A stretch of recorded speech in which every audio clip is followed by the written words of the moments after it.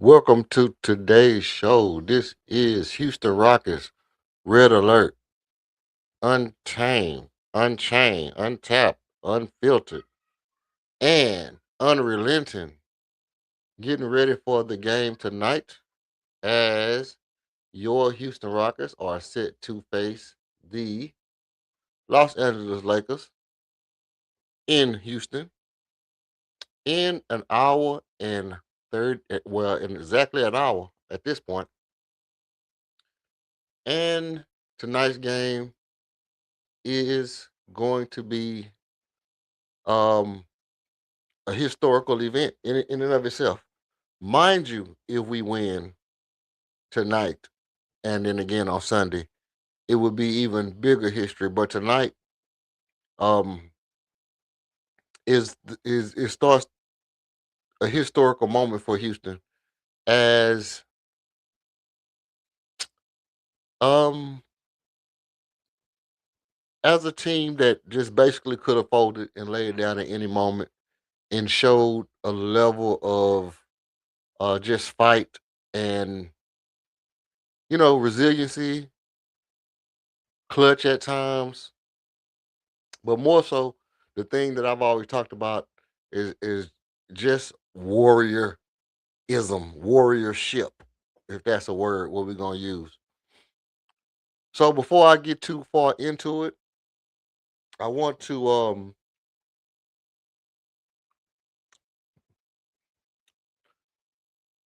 I'm gonna go directly through the graphics for tonight and then we'll talk about it from there. And if you come in, thank you for coming in. I'm gonna drop the link. If anybody wanna pull up, come on in, feel free to come on in.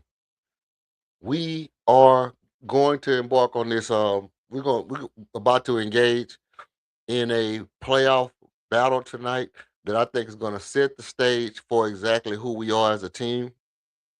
I don't at all think that tonight can be overstated as how important this game is as to what kind of culture we're building in Houston. Because whether we win or lose tonight, it only matters how we play the game. Do we I want to say this before I start the graphic. The last couple of games the Lakers played, they played bad. We played well, and at times we played good, but we haven't put together a flawless game to where we should have beaten an elite basketball team yet. We haven't shown that we can beat an elite basketball team. We haven't put together a flawless game yet. We haven't put together a game where Alp went crazy, Jabari went crazy, Umar went crazy. We didn't turn the ball over. We had one game like that, and it was the game that we lost, and that was game 3. Game 3 was an elite was a game where we had the chance to beat a team that was playing on an all-time great level, shooting the ball well from everywhere, making plays down the stretch, and we folded, for a lack of better words. I can't really say folded. We just made some uh, premature, rookie mistakes, I guess you call it, at an inopportune time in the game. But other than that, we played good in game 3. The other two games, we played well. It wasn't to me, it wasn't super play by us in those two games. I think it's being overblown how good we played because it was things that I noticed in the game, and we could talk about those things as we go forward. But for the most part, I wanted to get through this, and then I want to try to show some of what Stephen A. Smith said about the Rockets tonight. And I might get striked. I'm pretty sure they're gonna strike me, but hopefully they'll let me slide if I just play a little bit, cut a little bit, play a little bit, cut a little bit. So that's what I'm gonna try to do. And with that being said, let's get directly into tonight's game. Tonight's game: Houston Rockets versus the LA Lakers.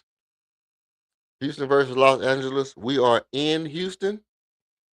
The Lakers are looking to penetrate and dish, and they play high IQ basketball. I think their deadliest play is the over the top lob. we haven't had any answers for the lobs over the top. Mainly because our center is, I think, a tad under 7 foot, even though they say he's 7 foot. I think he's a tad under 7 foot. And I don't think we have a legit 7 footer since Kevin Durant has been out of the game. Maybe Clint Capella, we know Clint Capella's 6'11". So everybody on our team is 6'11" or under. We don't have a legit 7 foot on our team, and we don't have a guy athletic enough to go up and, disrupt alley oops and things of that nature. But they look to penetrate, they look to dish, and they look to make high IQ plays. They plan to beat us with their veteran, prowess and intelligence or whatever. And the Rockets just look to have another game of good pace, good space, excellent rebounding, and the statistic is the Rockets have 63 steals in the past 5 games. It was the most of any team since that 2000 and whatever 2000 and whatever it was Warriors team. So playing good defense. I think it's a slightly bit overblown defense, but yet and still, we are seeing guys who make plays on the defensive end and hanging their hat on that end of the court. Everybody wake up for your keys to the game. Your Houston Rockets high keys to the game on the offensive side of the ball are know your enemy. They're not gonna lay down. LeBron's not gonna just lay down. And you have to know that when a team is playing a certain way, you have to know if they're playing up to their level or are they playing down to your level. Are they taking plays off because they know they can beat you? Or are they just playing tired and their fatigue is making them make mistakes? If you know that this team has played better than you and you know that they can go to another level, you have to look at your enemy and say, why am I getting these punches off on him? Why am I getting these shots off on him? Why are they not making adjustments? Why are we beating them this way? You have to know your enemy at this stage of the game. And I think the Rockets need to be aware of who they're playing against, the IQ of JJ Redick, the IQ of LeBron James, the prowess of a Marcus Smart, the expertise of a Luke Kennard, the athleticism of a DeAndre Ayton, the hustle of a Laravia, the versatility of a Rui Hachimura, the offensive skill of a Austin Reeves. All these things have to be given and taken into account, and you have to know your enemy. Attack the rim. I don't know why they put both of them up at the same time, but attack the rim. We have been successful at attacking the rim. Again, like I say, Tari Eason is he's regardless to what people say about Tari is very good to me when he's attacking the rim. He has the pace and a ball handling ability that just allows him to put the ball on the floor outside of you being able to steal it. And it's not like he has a super bag, but it's just a fundamental dribble that allows him to shift positions and change directions real smooth, and get to his layup. And when he gets to around the basket, he's just a little bit quicker and a little bit stronger than what you expect. And he gets those layups and he gets to the basket and he makes those shots. So attack the rim, especially if you Tari Eason. And for Armin, the speed and the burst, the athleticism, and just putting guys in the basket. The same for LP. His spin move has been able to. He's a little bit more aware of when they're doubling, when they're coming to blitz on the spin. So we need to get to the rim. And the third key to the night ain't no thing if it ain't got that swing, right? Swing the ball. Swing the ball. Look, it don't mean a thing if you're not moving the ball. If you get to your spots and you kick the ball out, that guy's going to be able to recover to his man. You have to make the extra pass, get the ball open to the next available man. Be happy with the hockey assist. Alper Şengün is getting doubled. I don't think they're going to elect to double him as much until he makes his play, until he makes his initial commit to the goal. When he makes his initial commit to the goal, if he's able to pick out an open man and they go back, they're already going back to the man thinking about the swing. When you swing the ball, you have to know that they're coming, knowing I'm closing out on this man, but I know he's swinging here. That's how smart of a team they are. And you either have to put the ball on the floor or you have to make the next available pass. Okay. Um, the defensive keys to the game. I mean, excuse me. Again, stop the dribble drive.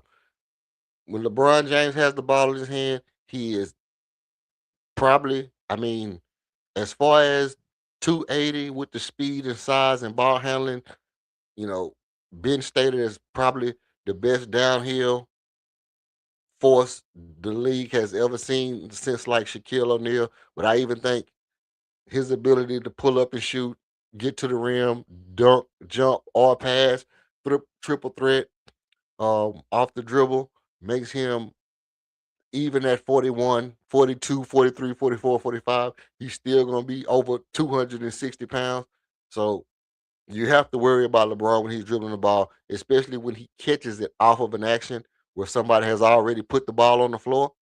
Somebody's already put the ball on the floor. You're already in a scramble.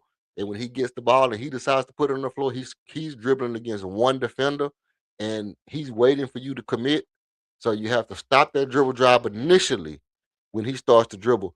And if you can get in front of him before he starts to dribble and make him pass the ball, you have a high rate of success in that. Also, communication.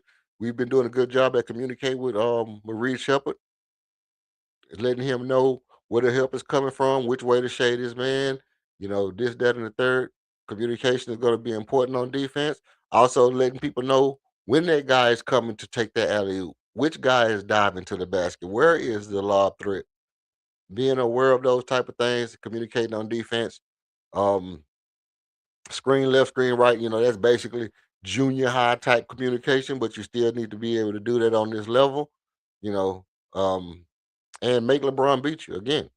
Make LeBron beat you. Make LeBron beat you. If he's had rest. He's had rest. You want to make him beat you.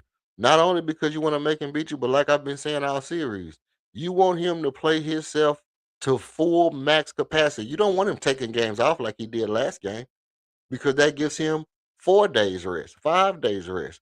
You want him to play full energy tonight, not in spurts. Don't let LeBron play in spurts. Make him play full energy tonight and try to beat you tonight. And if you come out with the win tonight, then he's tapped out, he's tired. And of course, he'll get back and he'll play hard next game. But the fatigue on your body when you 40, you know, the guys who come to this stream, y'all know it's no recuperating when you expel 2 hours of direct full max capacity energy, and you know what I mean. And you have to turn around and do it within 2 days. Most of us know that if it go down on Friday, it probably not going down, the same on Sunday. It's gonna be a little different when Sunday comes. And the X factor for tonight's game is gonna be Tari Eason. Tari Eason's defense on LeBron has been exceptional. I think it's a little bit overblown. LeBron still gets to his spots when he tries to get to his spot, but Tari Eason is making it difficult for him. Um, I like to think for the most part that what up, chat? What up, chat? I see you. I see you. We gonna I'm gonna get to you in a little bit. Rob Cortez, salutes to you, Brody. Salutes to you, Brody. Um, Tari Tari's being able to hold LeBron and just make it a little bit difficult is important. But I think offensively, Tari has to focus on his shots. When he focuses on his shots, I like when he leans in and shoot. I think he's a fundamental shooter. And obviously, when you're a fundamental shooter, people have forgotten one of the basic rules of shooting fundamental is leaning in or jumping forward. It helps the velocity, it helps the rotation. When you're going forward and the ball is going up, it helps the rotation on the ball. So I think Tari needs to focus on the fundamentals of his shot offensively, and not only that, continue to be able to read the defense. Don't just act off your instinct.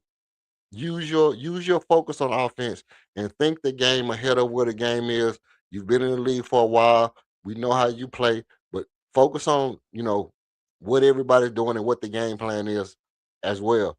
Also on defense, Tari has always gotten a beating for his defensive IQ. With Tari's defensive IQ is not like your defensive IQ because a lot of times his defensive IQ is based around what he can do that you might not can do. And he has to use his IQ to his advantage, not get down on what other people think about what he should and shouldn't be doing. Just go out and play his game, make smart plays. Don't let LeBron James trick you into thinking that you're doing something that you're not. That's the key factor for Tar. You can't let LeBron fool you into thinking you're playing better than what you are. Because we've seen LeBron make guys think, oh yeah, he got me contained, and then LeBron just goes to a whole nother level with step back threes and everything else because he's playing the old man basketball game, and all the while he's just baiting you into slowing down and planting your feet a little bit more. So this is a part of knowing your enemy that I was talking about earlier. And on the boards, you can't get beat. You have to help out Alpha Shangoon. Obviously, they have athletic bigs over there, and we need every rebound. We hang our hats on the rebound. We need the rebounds. We can't get beat on the glass, and Tari Eason is a factor from that standpoint. The field for tonight's game is a smart, precise LA Lakers team that I expect to come out and play with precision and, you know, a veteran leadership, well level-headed guys, cool, calm, and collected, not really looking at the moment and overblowing the situation versus Houston with a sense of urgency to get this game into a game seven and see if we can make history down the line. I think this is your opportunity to me to show that all this was for something. All this just to be a mid-tier team, it doesn't pan out. But with all the tanking and the drafts and trying to catch up to the Oklahoma City Thunder and the Spurs drafting Wemby and Stephon Castle and having this super team, they made jumps while everybody was making jumps while we was putting together this defensive juggernaut. And this is your opportunity to show that it's something actually there.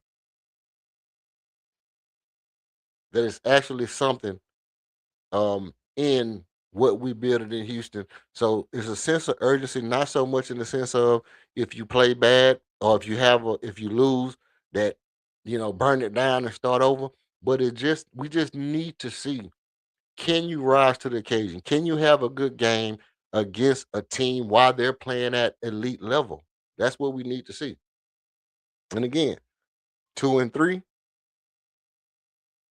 Um, we look to win this game tonight and force a game seven and see if we can make history and be the first team to you know, put away the king. Put away the king. Let's go ahead and take him off his throne. He's been in this position forever. The league is going on to a new level. We're getting new faces of the league with Wemby and Shea. He don't need to be there. Steph is already down. KD is down. LeBron is the last man remaining, and we have the opportunity to take the king off his throne if we can do it. Tonight's at the buzzer final prediction: Houston versus LA. I expect the Rockets to win in a close one. 106-108 would be a high scoring game, but I think if we win, it's going to be a knockdown drag out. I would like to say that we would have to blow this team out and get out ahead early and knock down shots, but I still think if it's a knockdown drag out and we have ourselves a barn burner, I think we have big game Barry, and I think Barry can also facts. I think Barry can also make us make us make us dangerous down the stretch with the way he steps up. Now look, you know it. You know it. I don't know who the refs is. Do you know who the refs is, Cortez? Tell me, do you know who the refs is? I'm gonna look it up right now and see if I can find the refs.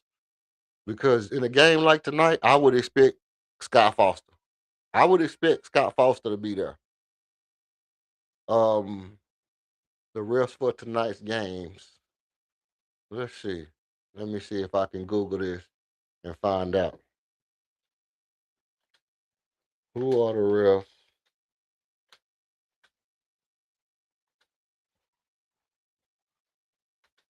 for Lakers Rockets tonight. Because you know when it's a big game in the playoff. What I told you. What I told you. Hey, listen to me, boy. I be trying to tell y'all, man, I do this. I do this. Think straight, meditate like a Buddhist. I'm gonna put these in the chat, but you already know. You know who it is. They're gonna be on it. They're gonna be on it. Look, when you see this right here, you know you own it. You own it something.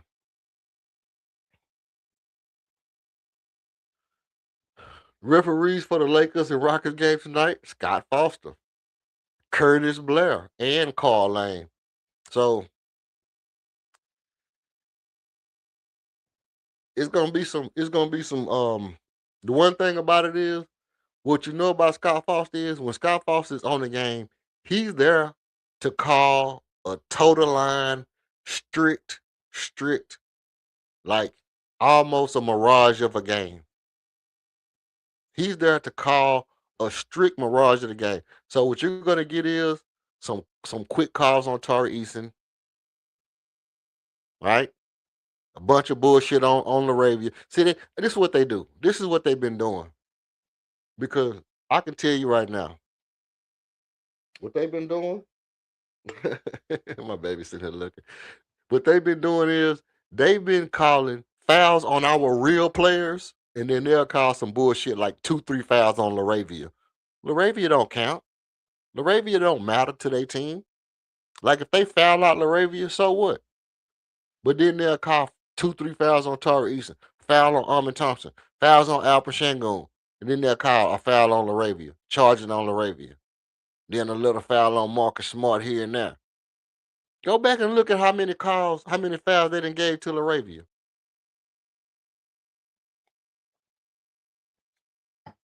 Shit that don't matter. A bunch of stuff that don't matter. But you know what? All in all, I think we have a good chance of pulling this game out. I think we have a good chance of pulling this game out. I believe to my likings, I think if we, like I said, it's gonna be a shooting expedition, but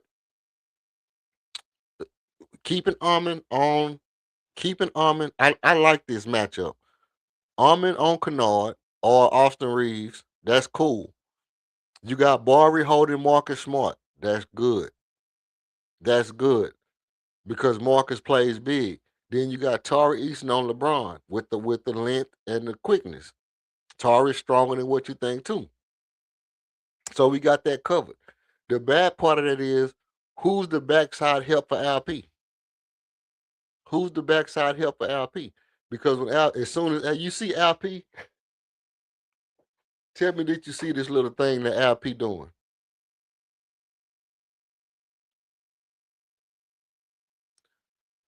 Tell me did you see this little thing that LP doing when he's stepping one foot inside the paint, step the other foot outside the paint, and trying to keep his other foot where he can hurry up and contest and help.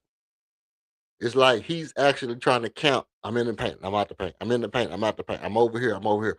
He's trying to do everything he can to throw the defense off to just not being able to know exactly when to take the angle.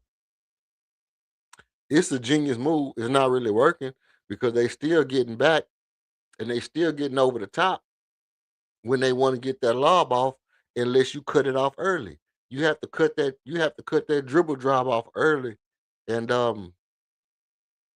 still be able to watch that back man. But I was laughing at LP. LP was doing a little salsa. he was he was doing a little salsa dance, doing doing a little doing a little macarena trying to stay in and out the paint. I'm like, come on, bro. That shit look funny as hell. It almost reminded me of the little Dak Prescott hip drill that he was doing. But hey, Armin was going crazy, hit shooting threes and all kind of stuff last game. I didn't take no action tonight I might, you know, when the game start, I might take a little action.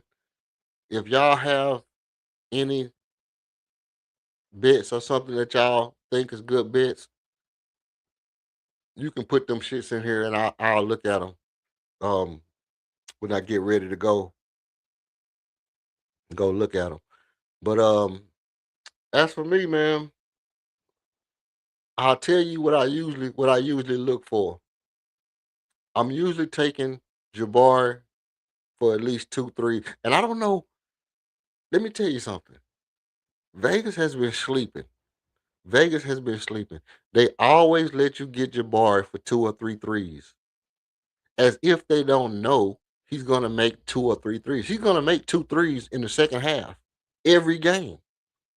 It just matter if he's gonna take one or two in the first half. But you can always get Jabari for two threes.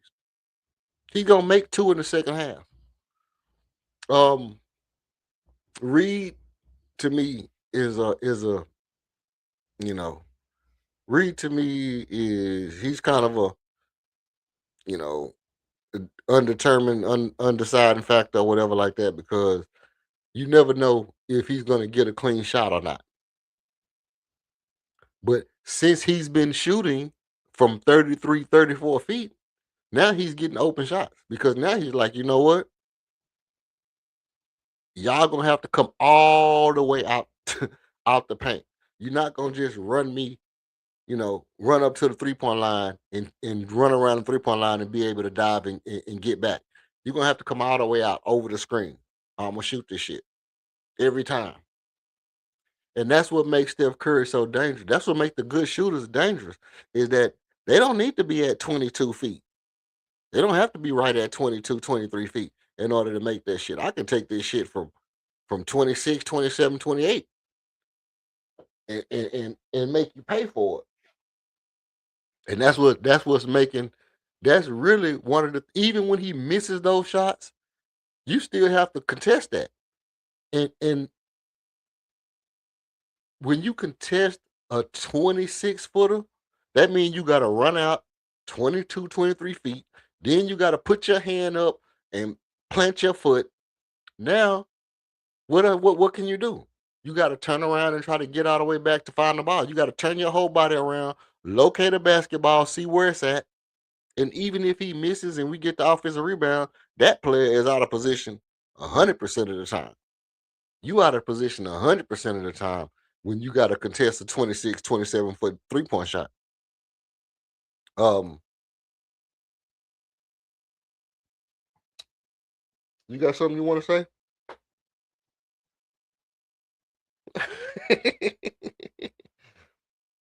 The Rockets gonna win? Say they gonna win. Say we gonna win. No? She ain't talking. She ain't talking. I thought she was gonna. She wouldn't let me come on tonight without bringing her in here. But yo, tell me. Okay, what you think about this? What you think about this one? Alper Shangoon over 20 points. He averaged 19. Is a night that he go over 20. Last time we played, he had like 14. He had like 14 points. They've been doubling him, blitzing him. They say they're not gonna let him get off. But if they let him go one on one, what can you do with him? If you let him go one on one, he's gonna cook. Yeah, you might get a block or two, and it's gonna. And it's the thing about Alper Shangoon. You might get a block or two on him or a dunk or two on him, and it looks so bad. This is what I be telling people. Like the eye test only goes so far. The eye test only goes so far because somebody might block his shot twice. Somebody might get a lob dunk that looks way better, and it just look like, oh, he dominating him. Well, you dominating with 5 points and two blocks? You dominating with 5 points and two blocks when this dude got 33? But by the same token, Al Pacino had a good ball game with 14 points, um, 11 assists or whatever it was, and he didn't look bad. He didn't look bad.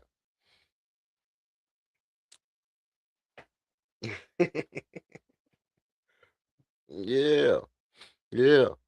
So I don't know if I'm going to let's see, I seen Rob said something over here.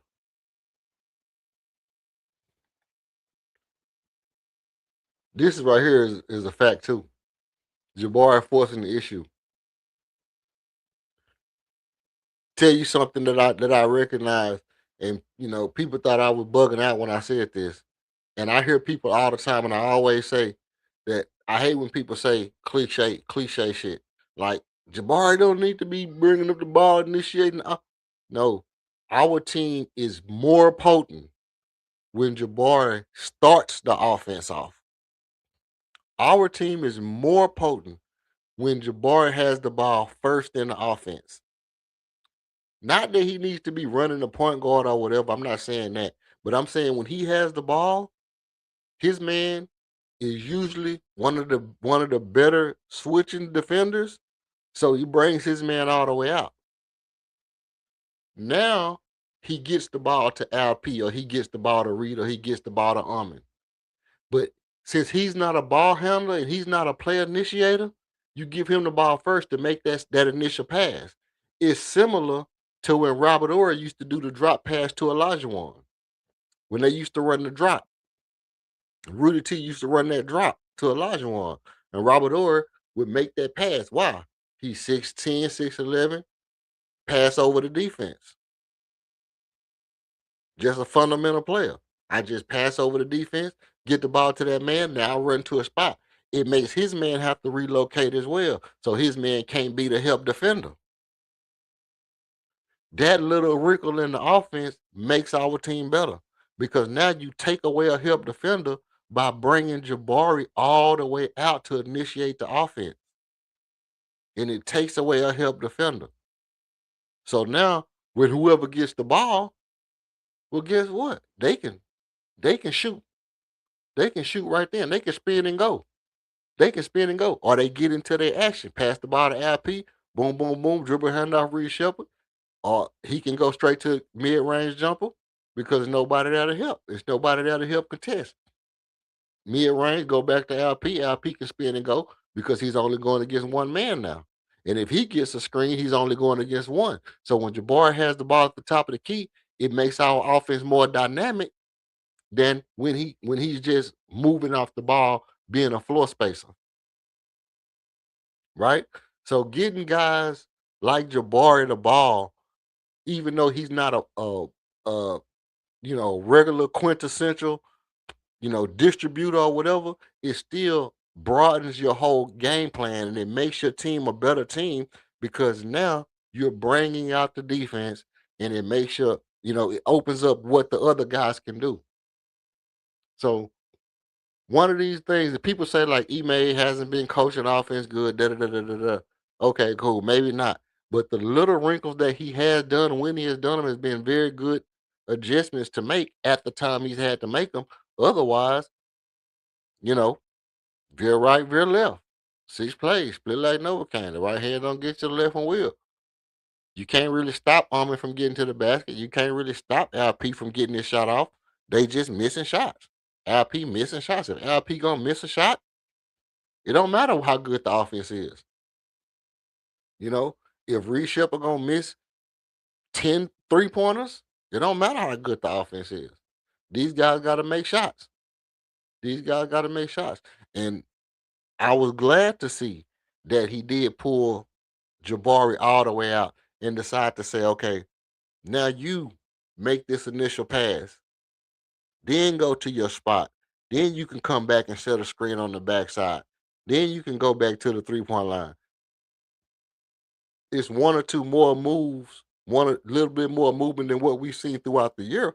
But by the same token, it's such a big adjustment to have a 3 and D guy, a non-ball handler. Huh? What you say? You don't want to talk? You want to listen? Nobody can hear. What you want to say? Huh? Okay. She gonna tell y'all something about who gonna win in a minute. But so for all the people that were saying, no, Jabari, no, Jabari, I hate to see Jabari when he got the ball. He just need to go spot up. But then the same people will say, well, the offense is stale, the offense is stagnant. The offense is stale, the offense is stagnant. And then when Jabari get the ball, you be like, he don't need to have the ball. Come on, bro. You can't have it both ways. You got to pick your poison. You got to either make adjustments and be innovative, be creative, or, you know, be complacent, be stagnant, be vanilla. Be vanilla. Be vanilla. And that's what people didn't like. People didn't like the vanilla.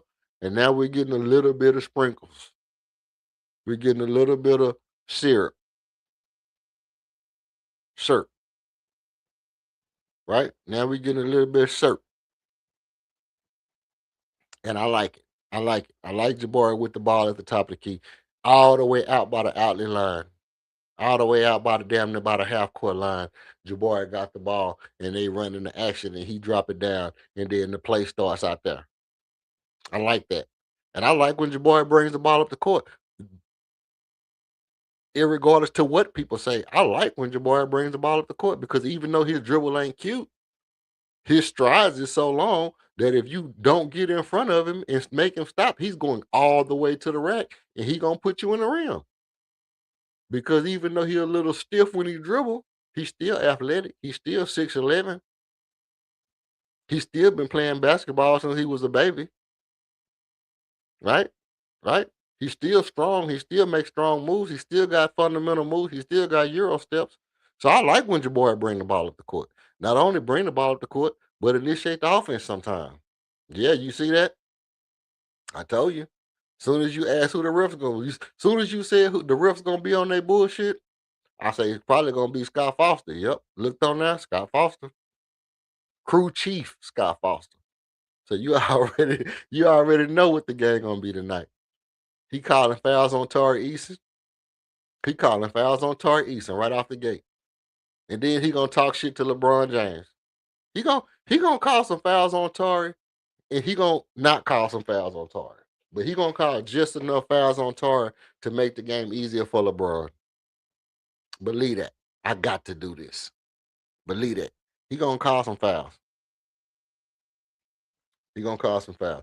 And here's another thing. I said this the other night. Al Pachenko has got to figure out where in the hell the semicircle is. He needs to, like, in the dark. He needs to just go in the dark and just run from 3-point line to semicircle and stop. Semicircle and stop. Semicircle and stop. Like 100 times every night. So he can know how to get back to the semicircle and take a charge without stepping his big ass feet on the semicircle, bro. Because if you're going to be a rim protector and you can't, I mean, he can block shots. He's a good, decent shot blocker, not a great one, but he would be a better rim protector if he just had a knack for where the semicircle was. Do they have a semicircle in Euro basketball? That's the thing. I don't think they have a semicircle in Euro ball. So I think he's just not accustomed to exactly where the semicircle is. I know he's been in the league 5 years. Okay, cool. That's that.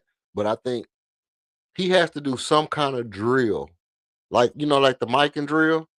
We need to have an LP drill where you run back karaoke style, karaoke, like when you in football, and you run back and you square up and step outside the semicircle and make him practice how many steps he has to take to get to the semicircle without stepping inside of it. You know, because he steps on the semicircle 99% of the time he tries to take a charge.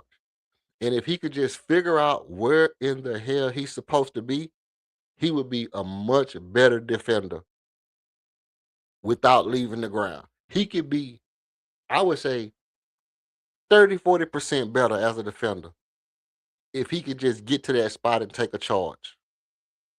If he could just get to the spot and take a charge, he would be a much better defender. And it would make his life a lot easier to say, hey, I know where I'm supposed to be when I take this chart. That's just me. That's just me thinking outside the box. Jay Sean Tate, do you love him? Do you love him? You love Jay Sean Tate? Do he need minutes at this point? And Jay Sean Tate on Marcus Smart minutes? I think they're the same player. I mean, yeah, Marcus Smart can shoot a little bit better, but I think Jay Sean Tate and Marcus Smart is the same guy. They're just the same person to me. Just two big burly guys who play with energy, not good shooters. You know, every now and again they hit a three, but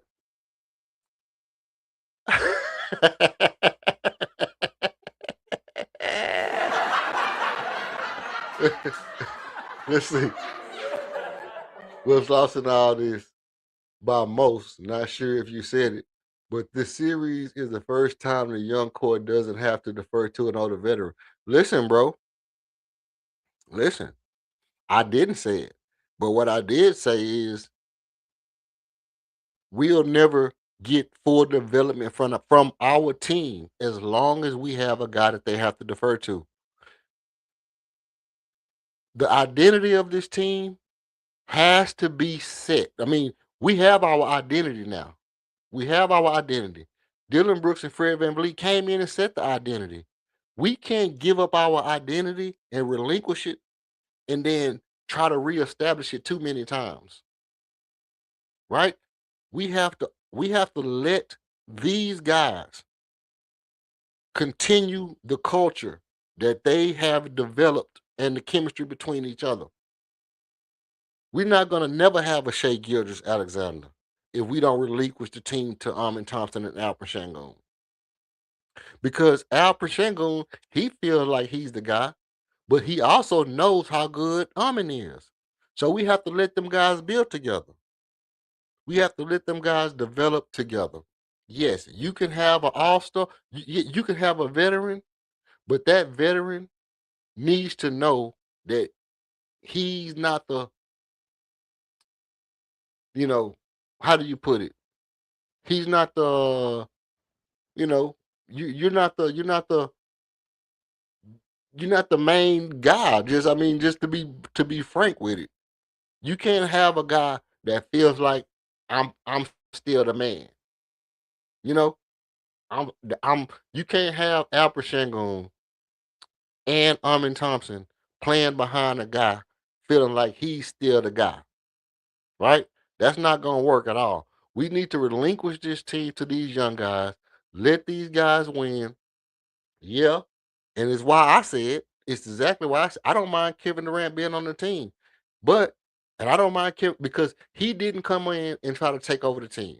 He didn't. He tried to come in and play his role. I don't have no, listen, I'm not saying that KD was trying to take over. But I think the cachet that he has, you would have had to put Kevin Durant on the bench in order for those guys to know this is still my team.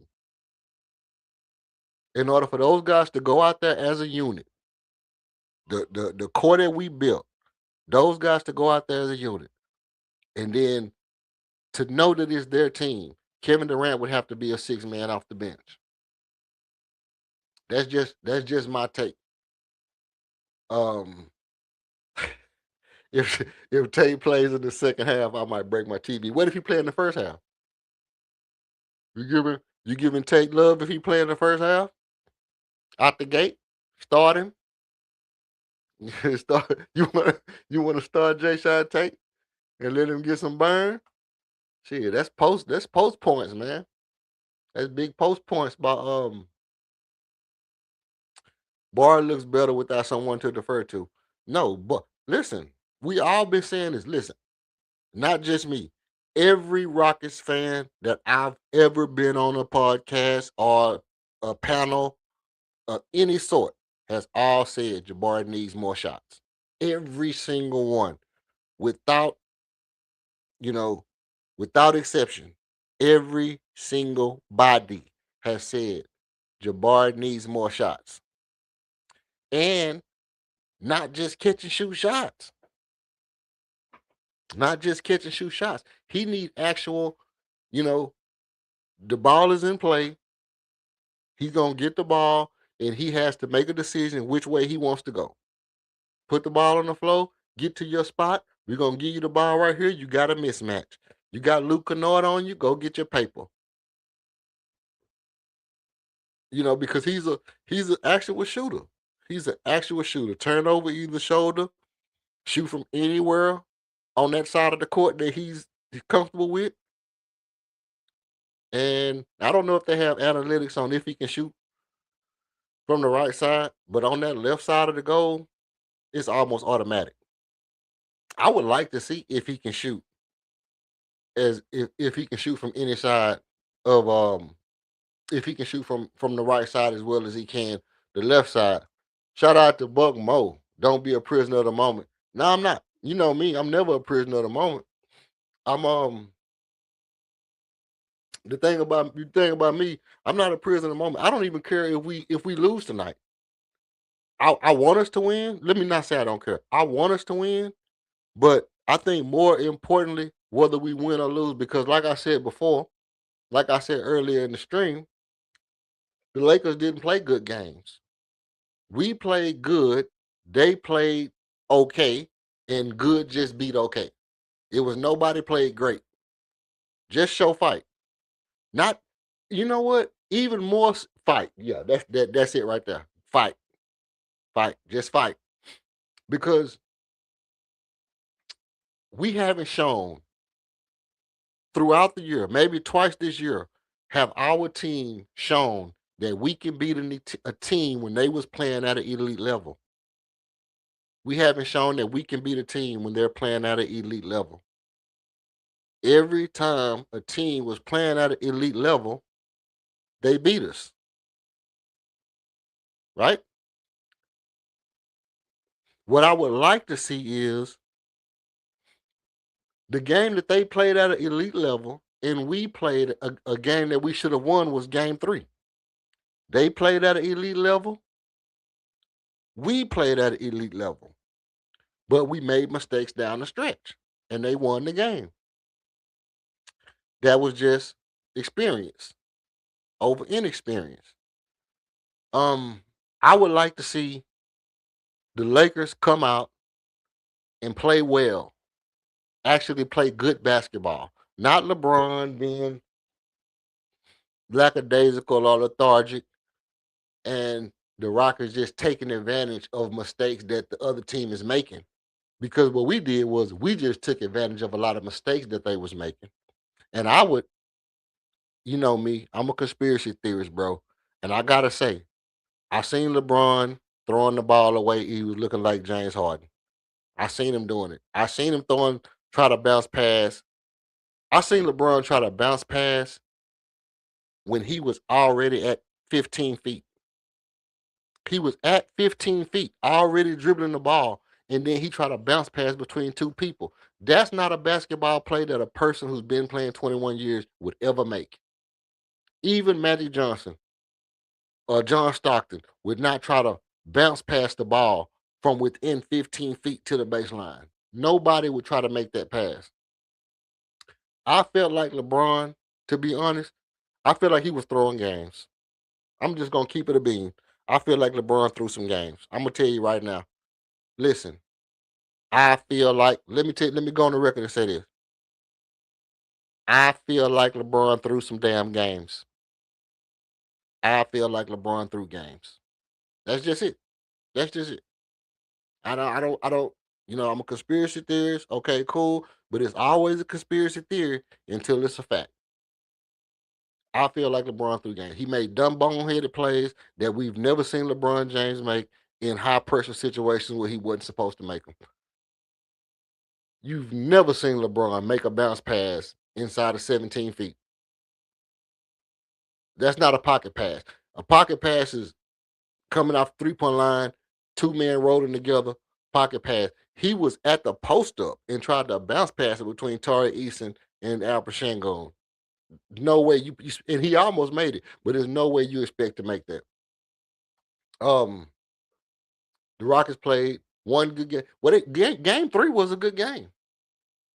Game 3 was a good game. Game 4 was a good game.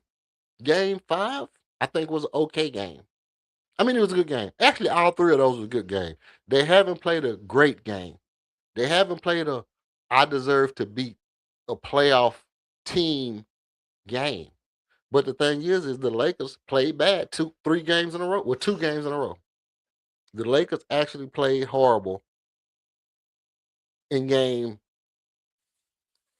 4. Game 4, the Lakers just stunk it up. Game 5, they played okay. It was a little bit better, but LeBron James was playing in spurts. He was playing in spurts and trying to let Reeves get back involved.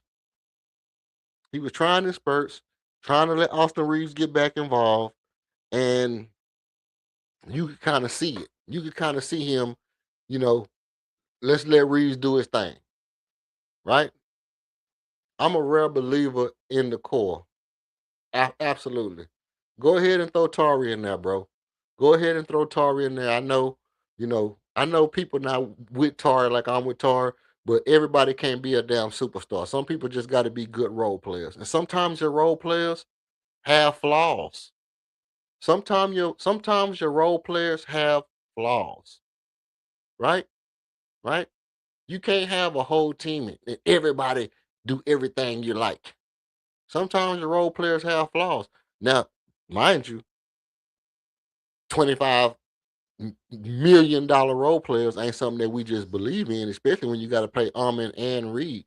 And you got 35 in Jabari, you got 25, you got 35 in Shangoon, 25 in Jabari.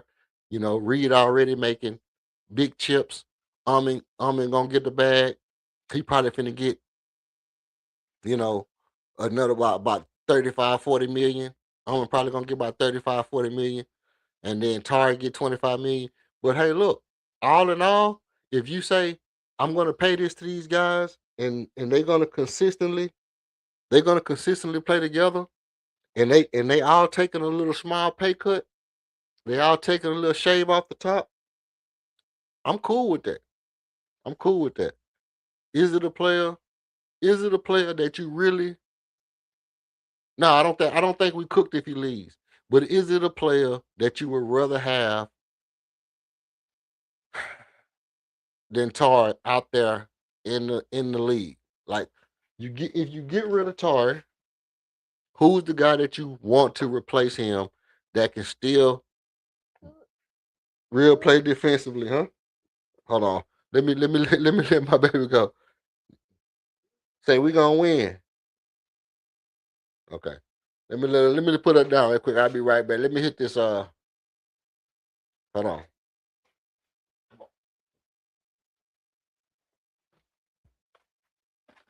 Right back. Thank you. Yeah, no problem.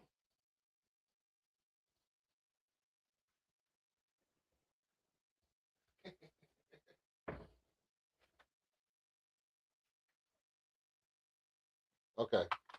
Yeah. So no, I don't. It's and the thing about me is y'all know.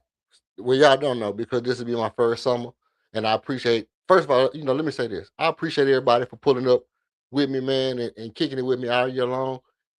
But I'm gonna be here all summer because I'm gonna talk about basketball. As much as anybody ever does, I'll talk about it. 2-3 hours a day anyway with my family. We always gonna talk about Rockets, and we're gonna have a whole entire summer to talk about trades, free agency, what we should have done in free agency, what's gonna be upcoming in training camp. We're gonna get into all that stuff. And I have been um holding myself back from really talking about trades and different stuff like that a lot because I knew that we wasn't really gonna do too much because there really wasn't no need to. But I think going into the draft this year, there's some real opportunity for improvement. It's real opportunity for improvement. You know, um, if we can trade a Kevin, and I know I'm not. I know it's always sound like I'm like it's Kevin Durant fault. I'm not. I just want to open it up for Armin and Alperen Sengun to be better. But if we can trade a player like Kevin Durant and get a better draft pick, salutes to KOD, man. We got a full house tonight, man. Everybody rolling up in here, man. Shout out to everybody, man. Y'all hit the like button for your boy, man. But if we can trade a Kevin Durant and get a first round draft pick, not that we need another young player, but there are opportunities to get players like you know, you look at guys that came out that was exceptional in their first year. They got better, way better in their second year, and way better in their third year. And by the time Armin and LP get older, we'll have a young guy that's still developing and that can still be an impact player. We need some things, and uh, you know, I don't think you can ever have enough draft picks with the way the league is and the aprons and all that stuff. I don't think you can ever have enough draft picks, which is why Oklahoma City is so damn scary. It's exactly why Oklahoma City is so scary because they got a shit ton of draft picks and they still collecting draft picks, right? And you're like, damn, are we ever gonna be able to beat them? Are we ever gonna be able to beat the Spurs because they got draft picks and they still got great players, right? Um, KOD, man, you missed the good shit. That boy Rob Cortez was saying that we need to let Jay Sean Tate get some burn in the first half because he didn't want him to get no burn in the second half.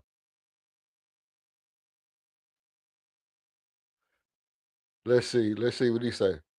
Why he think about it, Jay Sean Tate should get burned in the first half. Ain't it funny? Alfie plays how I said he should, and we win back to back, including in LA. I'm gonna learn you some shit, bro. Man. Listen, Alfred Shangoon, mind you, he scored 33 points in the game that we should have won, and and the game plan was, you know what?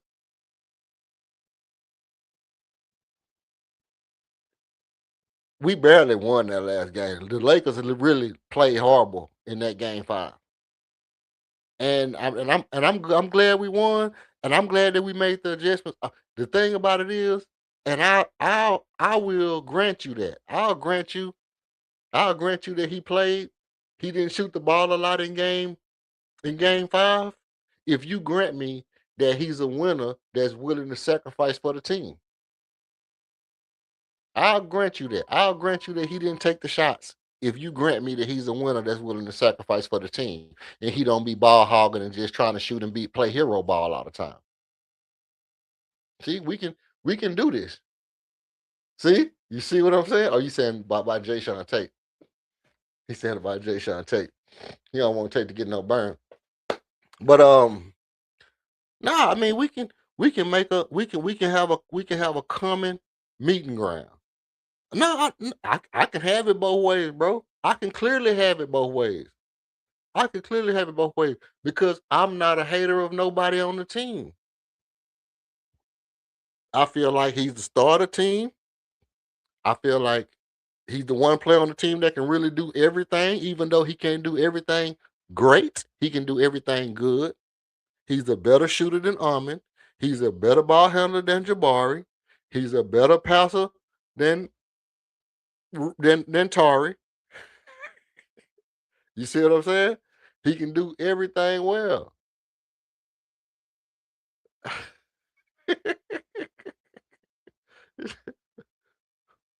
Tay, Tay go to movies.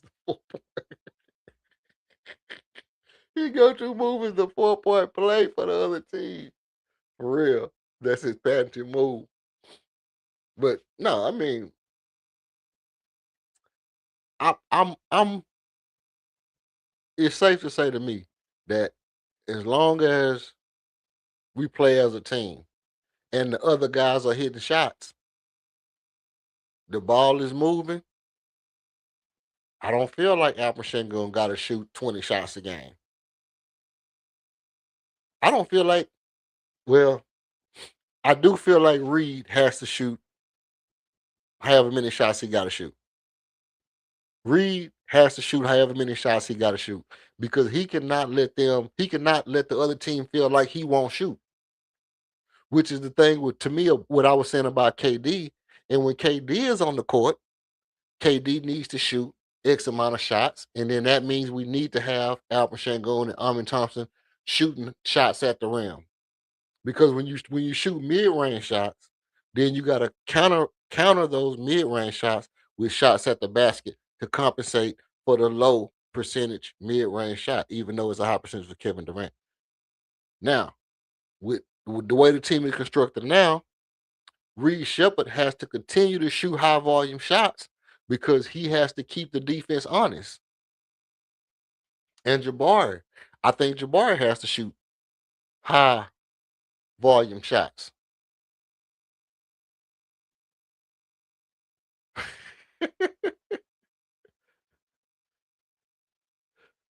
The Hadouken. Tate has the foul. Tate has fouled a three shooter. Facts. Facts. The one thing you don't never supposed to do is foul a jump shooter. That's his go-to. But don't get me wrong, Tari a foul a jump shooter too. He been level headed. Tari been very level headed about his ability to just contest and stay on the ground. Just contest and stay with his feet on the ground.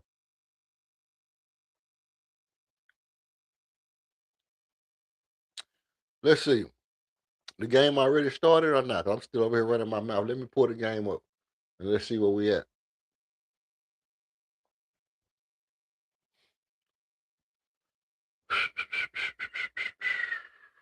Nope, not yet.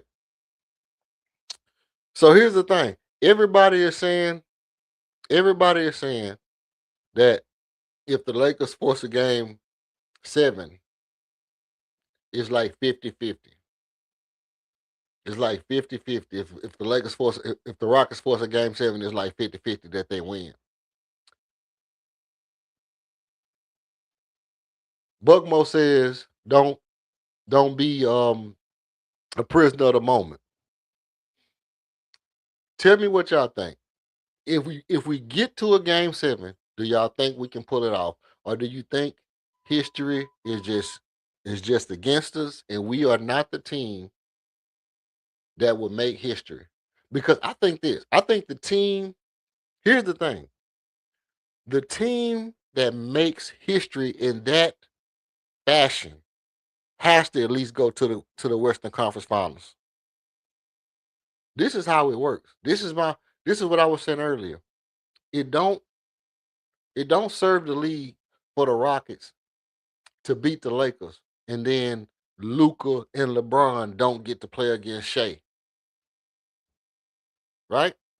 It serves the league for Shea and LeBron versus, LeBron and Luca versus Shea and the champions.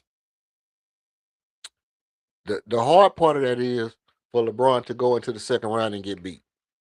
It would make it would be okay if LeBron gets beat because if LeBron gets beat because he don't have a star and he's playing a backseat role, the storyline, the narrative is not as bad.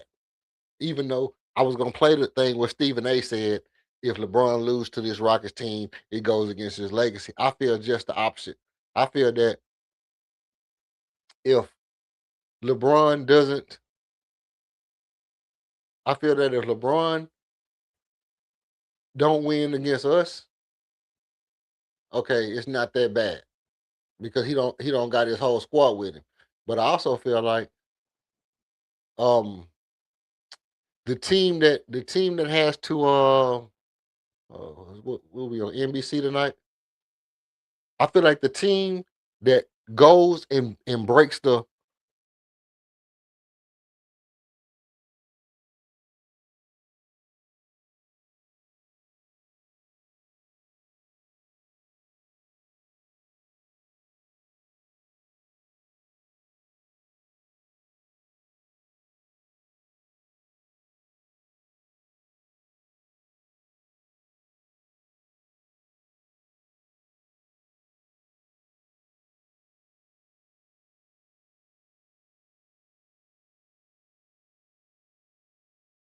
Hey, hold on. Hey, hold on. My whole shit just crashed. Good thing I had it up on my phone. I'm talking about my whole shit just crashed.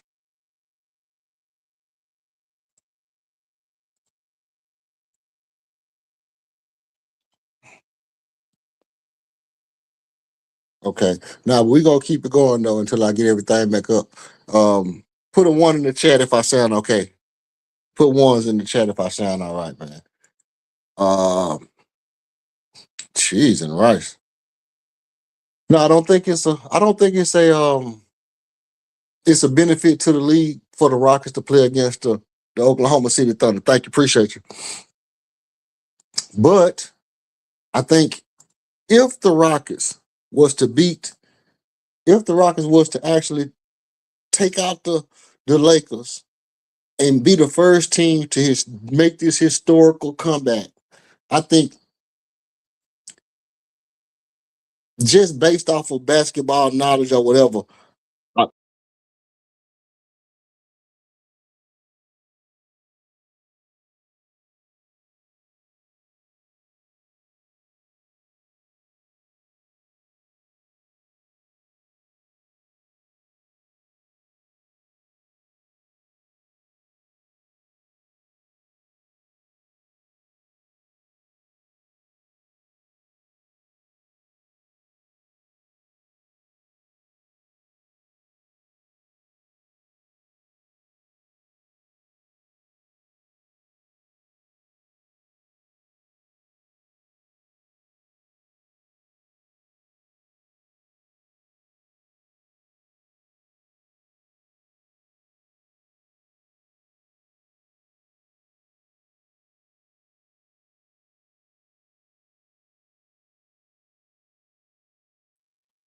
all right, I'm okay. I'm back.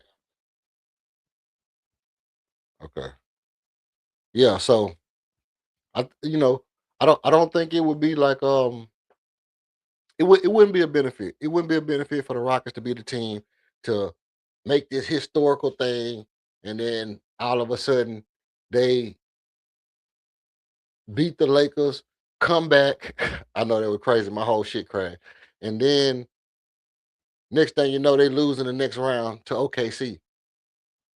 So it would almost have to be like the Rockets beat them, something happens to OKC, the Rockets beat them, and then they come up against San Antonio in the Western Conference Finals. That's the only way it would really, you know, the only way it would really have the gravity for it to even make sense for the Rockets to do this. So I think what me and Rob was talking about earlier, you know, the Scott Foster being in attendance tonight, it could mean that they finna pull out shit to get us to win.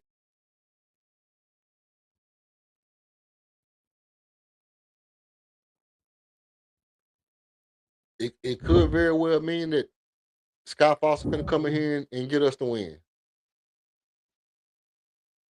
Or it could mean that this it for us. It could mean this is our last. This could be our A wall tonight. How does that show up in order to avoid a game 7? Yeah, from the start. I mean, from right now, actually, our preparation since this morning and since we've gotten here, I think we have to know that it's going to be. All right. Okay, I got it. I got everything back and up and running. So let me see. Let me see. Now I'm gonna drop the link again. I need to put my present screen back up. Um, I'm gonna drop the link again. Oh, everything crashed. I forgot about that. See if I can pull up the scoreboard and everything. I am, I am gonna drop the link. Y'all know how it go down. If anybody want to pull up, we can chop it up while we watch the game. I'm not really gonna do no bunch of play-by-play stuff and whatever the case may be, but I will stay on here so we can talk chop about shit that we see going on. You know, especially if I get to talk shit about Jay Sean Tate come in and have some valuable minutes tonight.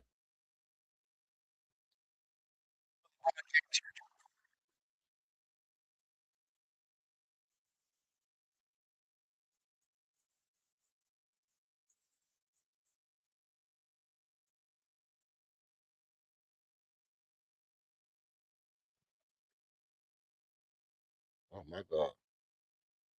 That's why it's doing all that stuff.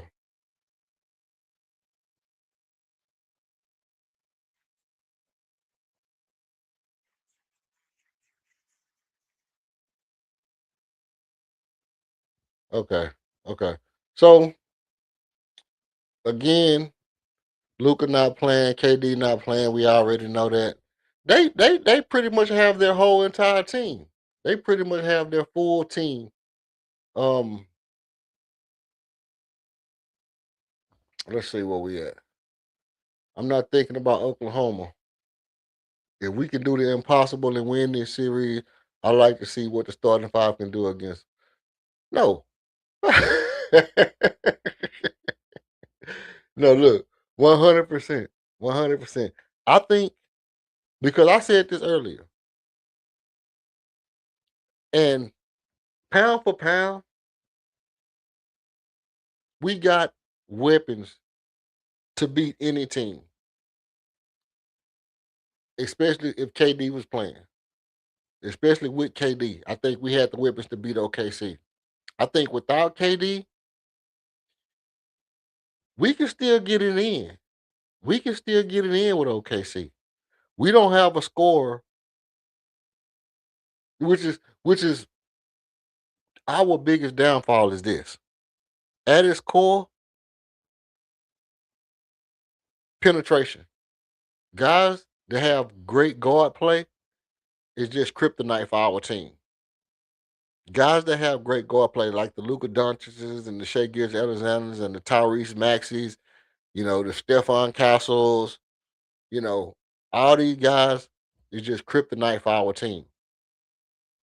So, but I do think that we could put up a valiant fight against OKC. And I don't think to be I might be being a little bit I might be just talking out the side of my ass, but I don't think the Spurs is a better team than us, bro.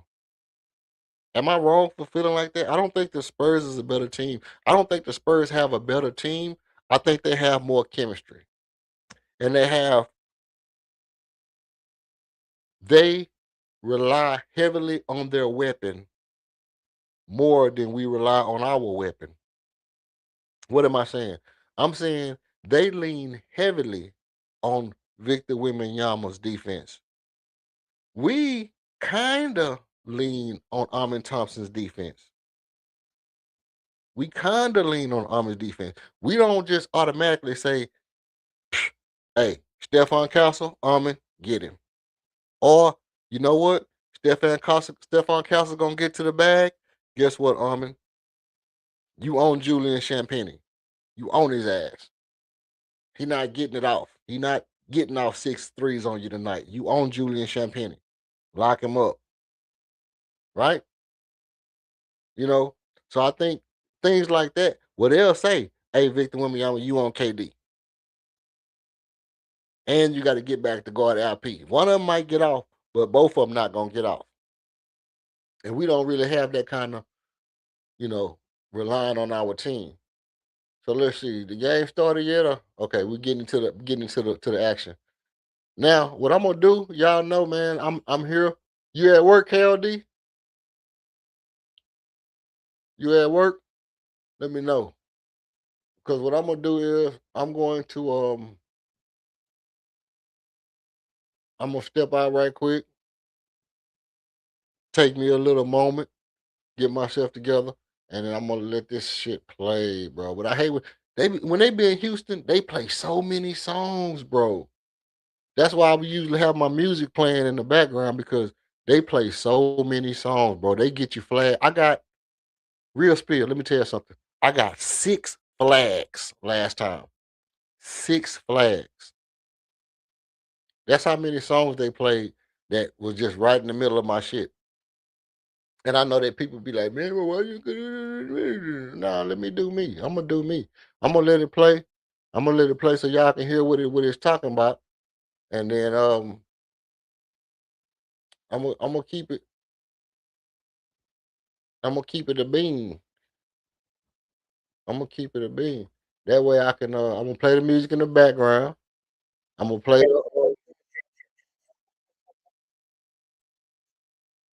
Hey, they want that nigga to talk, boy. They really want me to hear what he got to say. Has it ripped away?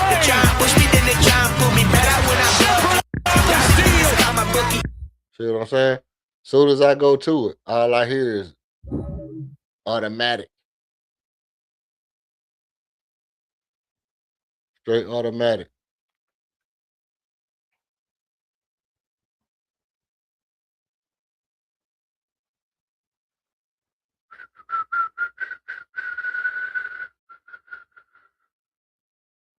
Let me see which one is this.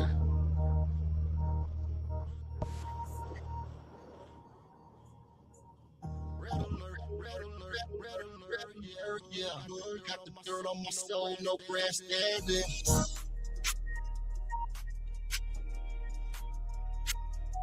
Yeah, I'm just gonna play the instrumental.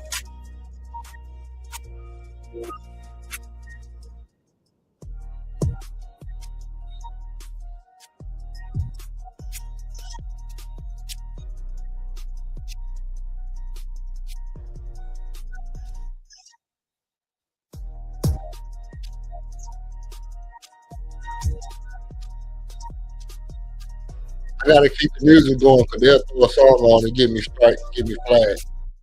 The left ankle bone bruise, Jabari Smith Jr., Amen Thompson, Alperen Şengün, Tari Eason, and Reed Shipper, the starting 5-4. Ime Udoka squad. Houston trying to become the 5th team all-time to force a Game 7 after trailing a series 3-0. J.J. Redick and the Los Angeles Lakers. Back-to-back 50-win seasons for Redick to start his head coaching career. And now LA I'm going to step out so I can go listen to see what this sound like. Done. Iron Eagle, Stan Van Gundy, Cassidy Albert, the rest of our crew here on Prime. Stan, you can feel a shift in the energy for Houston. After Game 3, you thought the Rockets were dead to rights. Here they are now with a chance to maybe even this thing up. Yeah, look, after they gave away that game, just psychologically, it is so hard. I give Ime Udoka and his players a lot of credit for the way they have bounced back, and they have clearly outplayed the Lakers in these last 2 games. And they're doing it without Kevin Durant. 99-93 win in Los Angeles on Wednesday night. Only 4 of 160 teams down 0-3 have forced a Game 7. Houston's starting 5 all scored in double figures in that Game 5 victory. No Luka Doncic, of course, for LA. Doncic continues to sit with a strained left hamstring. It's a Laker team that went 25-16 on the road this season. Our officiating crew tonight, Scott Foster, Curtis Blair, and Carl Lane. Ayton and Şengün to jump it up. Rockets are trying to make history. Lakers are trying to advance to the second round. And we're underway in Houston. The Rockets control the tip. Houston shot 44% in the win the other night. Held LA to 42%. Shepard on the drive. Eason an open look. That is the first of the breakthrough that Eason has made in this series. From now on, he's 8 for 10 and 8 for 12 in the corners, but up top, he has struggled. Reeves defended by Thompson, one of the best defenders in the NBA. LeBron James. Contact, and he lays it in. Eason goes down on the play. Well, Eason is a very good defender and doesn't have much chance against James in the low post if James is going to play some bully ball. Smith has shot it well in this series, 40% from three-point territory. Şengün is being hounded there by Hachimura. Thompson misses on the long jump shot. It goes over the backboard and out of bounds. It's a really good pass here from Reed Shepard. Makes that diagonal pass. And Hachimura closes and contests on the wrong shoulder, but then LeBron goes right through Smith and gets an easy one. Reeves, off penetration, rejected by Thompson. Handled by Hachimura. Bullet feed to Ayton. Ayton on the fade. And Şengün gets a piece. Did he get a piece of the ball or a piece of his arm? Ayton says it was the arm. Shepard off the heel. Ayton grabs the rebound. LeBron James playing in his 298th career playoff game, and he just sets up Hachimura perfectly for the deuce. That's the thing the Lakers love to do in transition when they have a mismatch, is just rim run and seal against the smaller guy. Inside, Thompson gives it up to Issa. Thompson's such a good playmaker. Not a great shooter, but can really make plays, both off the dribble and off the catch. Smart, off-balance delivery. No, Lakers go one and done. Thompson rushing up the floor. Reeves trying to defend him. Count it, and a foul. Reeves could not get his footing. He was flat-footed and then could not react quickly enough. Well, in transition, Amin Thompson has a little LeBron James in him. Strong, fast, and overwhelming when he's got a head of steam. And that has been part of the difference that we've seen last couple of games, pushing it up the floor. Houston getting some easier buckets in transition. And what this team has done with Amin Thompson on the floor compared to when Amin Thompson is off the floor, it's startling. It is startling. It's tough to even take him out of the game. They're plus 33 with him on the floor. He's only been out 25 minutes in the whole series, and the Rockets have been outscored by 28. High screen by Ayton. Reeves operating against Thompson. Smart gets a screen from Ayton. Lob it up. Catch. A foul call. Smith made contact with Ayton, rolling to the rim. Well, and the Rockets switch this one because it's Smith and Şengün. Really nice pass. Ayton to the rim. But a non-shooting foul because he didn't have control of it. James up top. Far drive, kick for Smart. Cuts the ball, floats it up. No. And cleared by Şengün. A 7-4 lead for the Rockets. Shepard swing. Şengün. Thompson. Extra feed. Issa. It was halfway down from the corner. Great ball movement, though. Excellent pass by Şengün. Excellent pass by Thompson. The entry, and James does the rest. Well, it did him two post-ups, and he's got two just dead-on layups. He has not shot it well from three-point territory the last two games. 0 of 9. A three. Thompson just setting people up for shots right now. Houston is 4 of 7 from the field. The Lakers are 3 of 7. Stop and go. Reeves with the acceleration of a scoop to the hoop. I think the Lakers need to do more of that.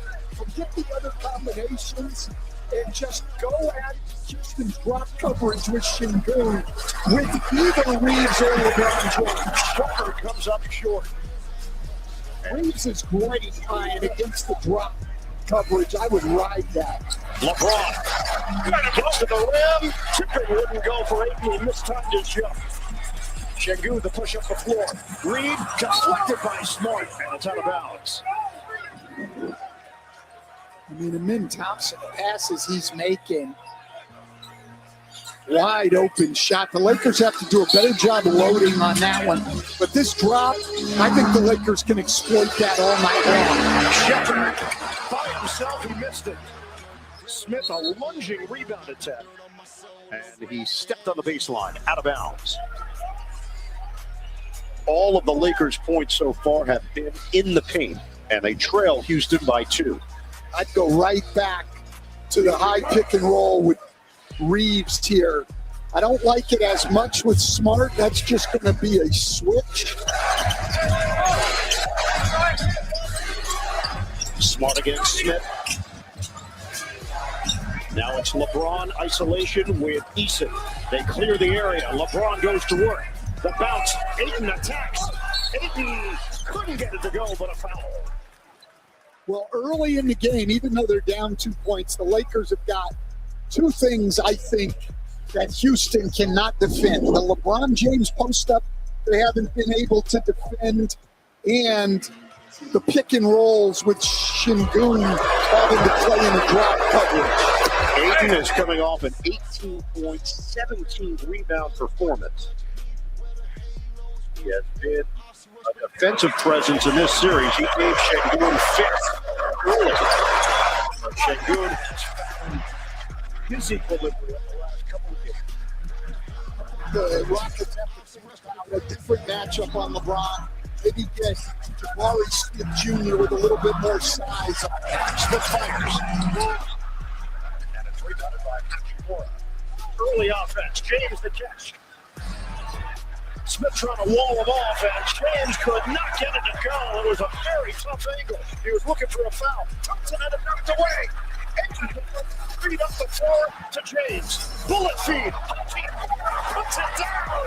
The ball was hopping. That pass by LeBron, I mean, this guy, the all-time leading scorer in the NBA, and his best skill is his ability to pass the ball. I was very close to it, about 45 minutes. And the Lakers go up by 1. Şengün switch. Reeves getting overpowered. Şengün spin. Push the move, and he lays it in. I like that from Şengün. Took his time, just surveyed the floor, no rush whatsoever. I thought the first 2 games, he was in a bit of a hurry. Turnover. Thompson, he is a blur. He gives it up for the Eastern Jam. Creating opportunities in transition. And the Lakers are incensed at the no call down there on Hachimura. But Şengün, he knows he's got a favorable matchup, just takes his time and finishes. And then Amin Thompson's playmaking here has been huge for the Rockets, and they're up for it.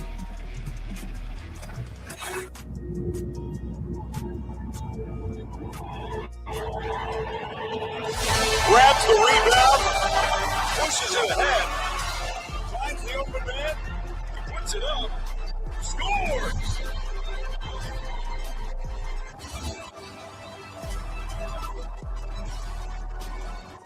Get better payouts this NBA playoffs on FanDuel.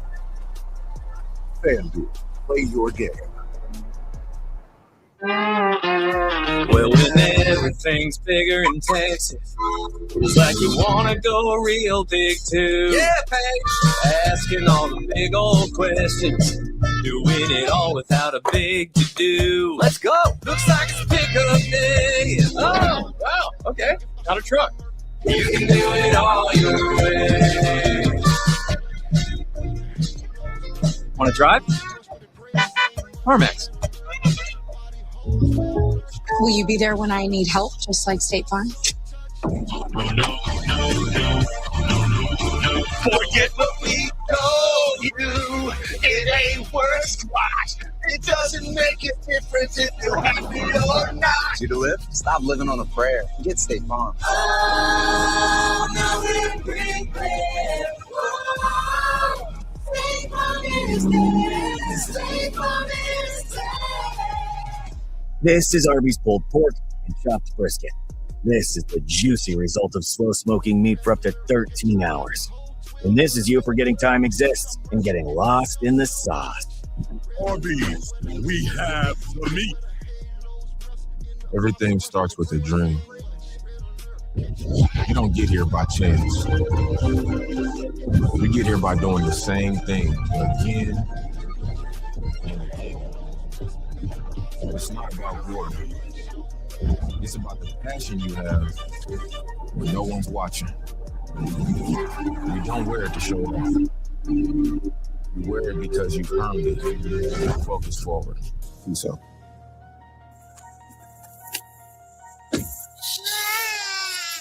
The Nissan Rogue.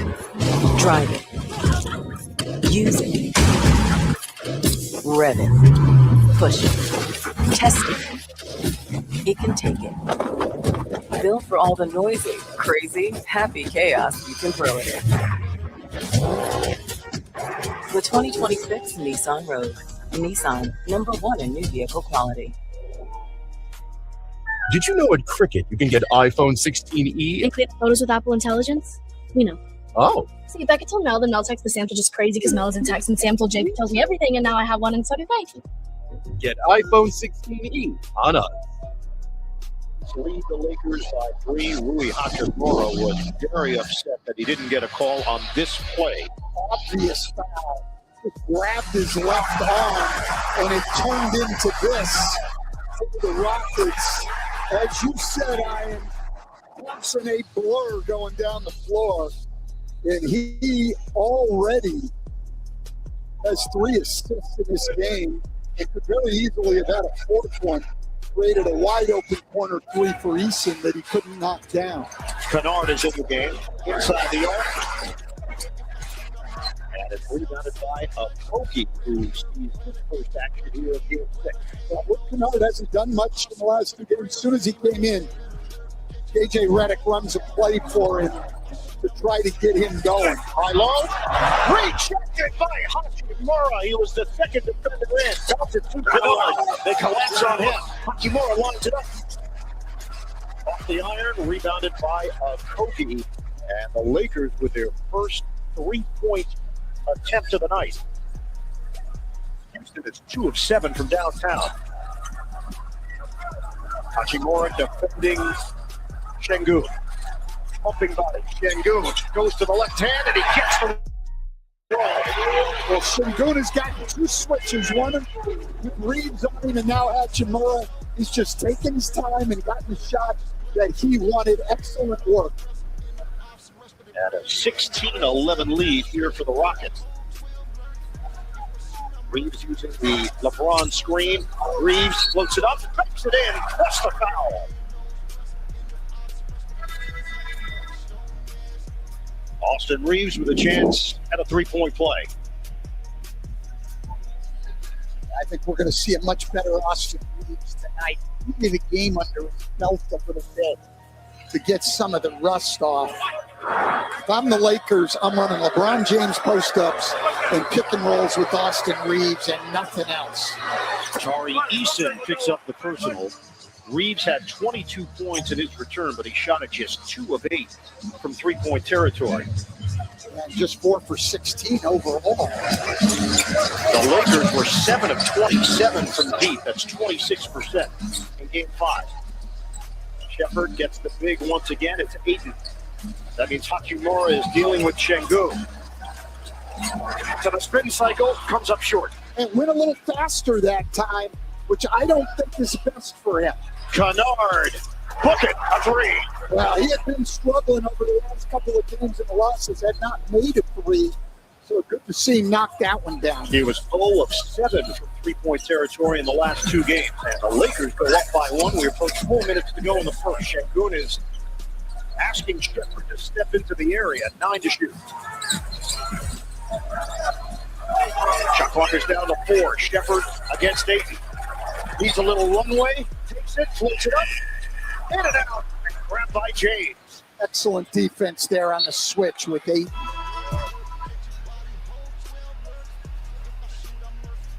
We got a 1-point game here. We've got a 1-point game in Toronto. Now a 2-point game. If you want to check it out, click down on your remote for the options. It's coming down to the wire. Toronto and Cleveland at Game 6. Cavaliers up 3 games to 2. LaRavia in, Hayes in for LA. You guys take care of the ball when you're against Reed Shepherd. He has very quick hands, and it was great with those back tips. LaRavia drains it from the outside. But back-to-back 3s for the Lakers to take a 4-point lead here. And a 9-0 run for LA. 3:20 to go in this first quarter. Lakers did not crack 100 points in the last 2 games. First time that happened all year. Inside, Akoki on a kick. Smith drives it. Couldn't get it to go. Cleared by LaRavia. Good shot. Playing out of the double team, Şengün has done a great job passing the ball. LaRavia had it knocked away. Shepherd up ahead. Thompson on the move. And he put that one up too high. Not even sure Ralph Sampson could have caught that. This happens to be sitting 3 seats over from us. Still has eligibility.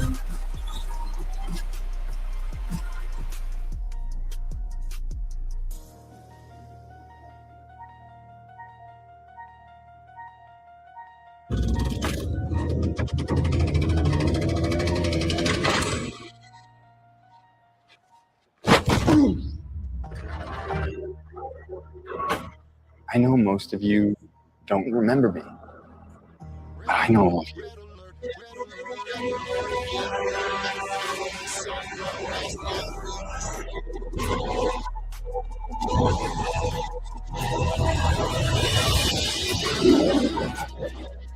Even though I was stuck my years away on Earth, I never stopped trying to get back home. Everything changed since you left.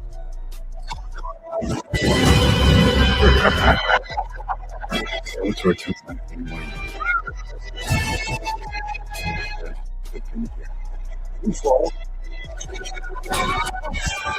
It's your chance to stand tall.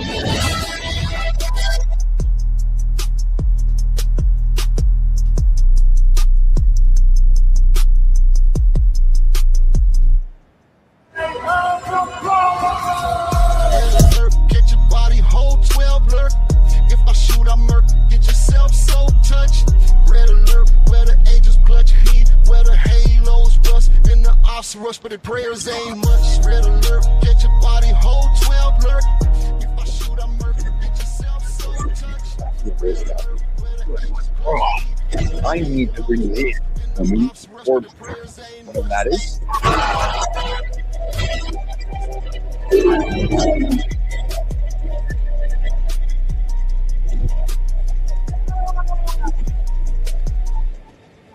You may have the problem.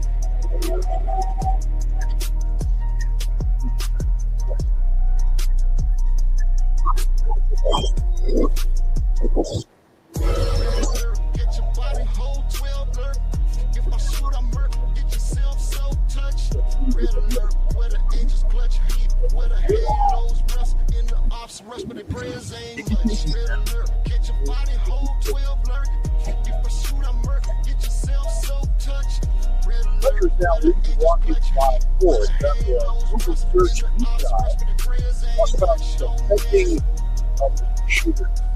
Keeping this search there. Dealing with a hot shooter on the outside. Well, you know, they put a different option on it. One thing is, if you're guarding those guys, you don't get the body off of them. You don't shoot the gap. You don't go under on pick and rolls. You're attached, and then you've got to get some help from the screener's man. I think the Houston Rockets have done a great job on that in this series. Kennard coming off the bench now. Austin Reeves getting the start. We've seen a little bit more juice from Reeves offensively. Smart has not been a factor thus far here tonight. Kennard, J.J. Redick trying to get him involved right away. Right away, and he's got 2 good threes, made one of them. But look, those 2 guys have got to make more shots. You saw it. 17 of 33 between them from 3 in the first 2 games. On the first 3 games, only 3 for 14 in 2 losses. If you want to dive deeper into this or any NBA playoffs topic, ask AI mode in Google search. Dorian Finney-Smith now in for Houston, and so is Aaron Holiday. Right before the timeout, that was our first turnover of the game. Smart stop and go against a Kogi. Feed it to Hayes out front, plenty of time on the shot clock. You've seen the Rockets go to this. Hachimura knocks down a 3. They're not playing Clint Capella. They're going to a small lineup with essentially Jabari Smith as their center when they go to the bench, and like to do it with Jackson Hayes in the game. Smith, he felt there was going to be contact because there wasn't a whole lot of airspace between him and Hayes, and his gut feeling was correct. He draws the foul. He does, and they're going to check if it's a 2 or a 3, but it's clearly a 3. And here's Hachimura. Hachimura, I don't know that I've seen this. I'm sure it's happened, but I don't know if I've seen it. But if you go back to the regular season, Hachimura has 10 straight games where he has shot 50% or better from 3. He finished at 44% from downtown during the regular season. That was a major uptick from his previous career marks from three-point territory. He was a 38% shooter. Yeah, he's been a good shooter, and then you let him have a chance to play with elite shot creators like Luka Doncic, Austin Reeves, and LeBron James. You get better looks.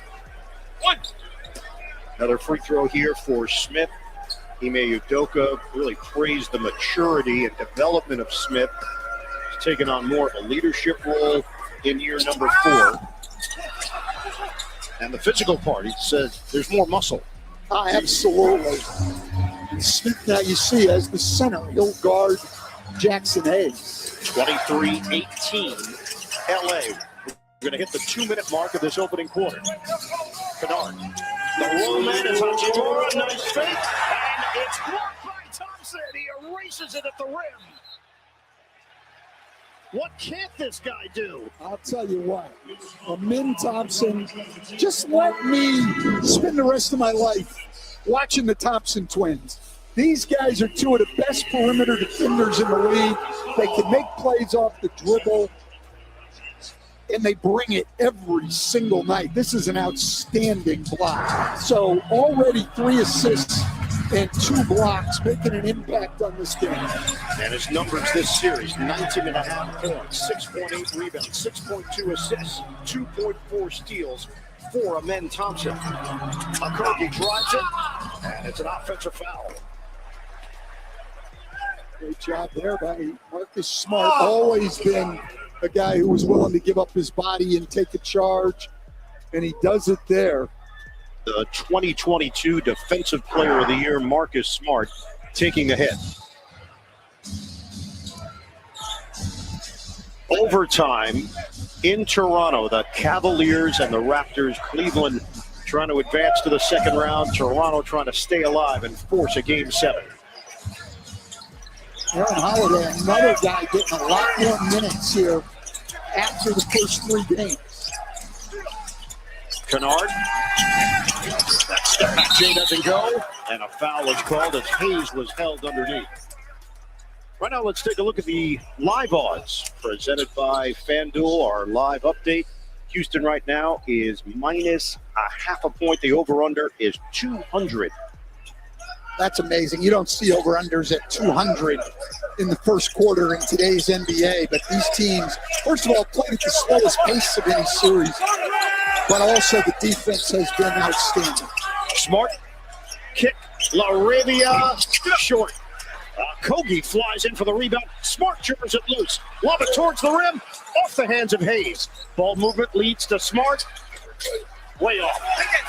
Hayes with the offensive board. Another reload here for LA. Kennard draws attention. James, kid hit. And Smith with a weak side board. Yeah, but they're getting extra opportunities, which they did in Game 5. The first game that they had won the possession back. 2-for-1 opportunity here for Houston, 10 to shoot. Thompson on the cross. Back it on Kennard. Kick it out. Finney Smith tries to return it. Tough angle. Finney Smith. It's blocked on the inside by Hayes. And a shot clock violation. Great job by Jackson Hayes, who's made a big impact on the offensive boards and protecting the rim at this end. Here it is. Jackson Hayes there, erasing that one. Shot clock runs out on the Rockets. Both teams are under 40% from the field. Shot clock and game clock difference of a half second. Reeves watched by Holiday. Final possession of this first quarter potentially with LA. It's going to be a Reeves-James pick and roll. Looking for LeBron. Gets it with 3 seconds, with 2 seconds. Turns, fires, in and out. And that's how the quarter will end. The Lakers trying to close it out on the road at Houston. We got LeBron tripping that stop off, so that's what we need. After 1. Second quarter action is coming up. You're watching the. We got LeBron tripping that stop off early in the game. That's a good time for us. After 1 quarter, man, the Rockets not looking bad. Not looking bad. Not looking great. But, you know, by all metrics, man, we in this ball game. They playing a good game. We staying close. We seen some good play by Josh Okogie. you know, and obviously Jabbar and Almond is making his impact on the game early, which is what we need for our superstars to do. And like I said before, man, the playoffs is where superstars are made. You're gonna make your name in the playoffs. You play throughout the year, and people hear about you, but ultimately, you make your name in the playoffs, and that's what we need to see from Almond to continue to be an impact on this game, and ultimately get us this win. And if we get this win, it's gonna be behind the hustle plays, the defensive prowess, and just immaculate play of players like Almond Thompson and the versatility of Jabari Smith. So, you know, here we go. Here we go. In the second quarter, we need to see a little bit better offense. I mean, obviously, Alfred Shangoon hasn't gotten involved to the degree that we need him to. Let me pull up the stats over here so I can get a better gauge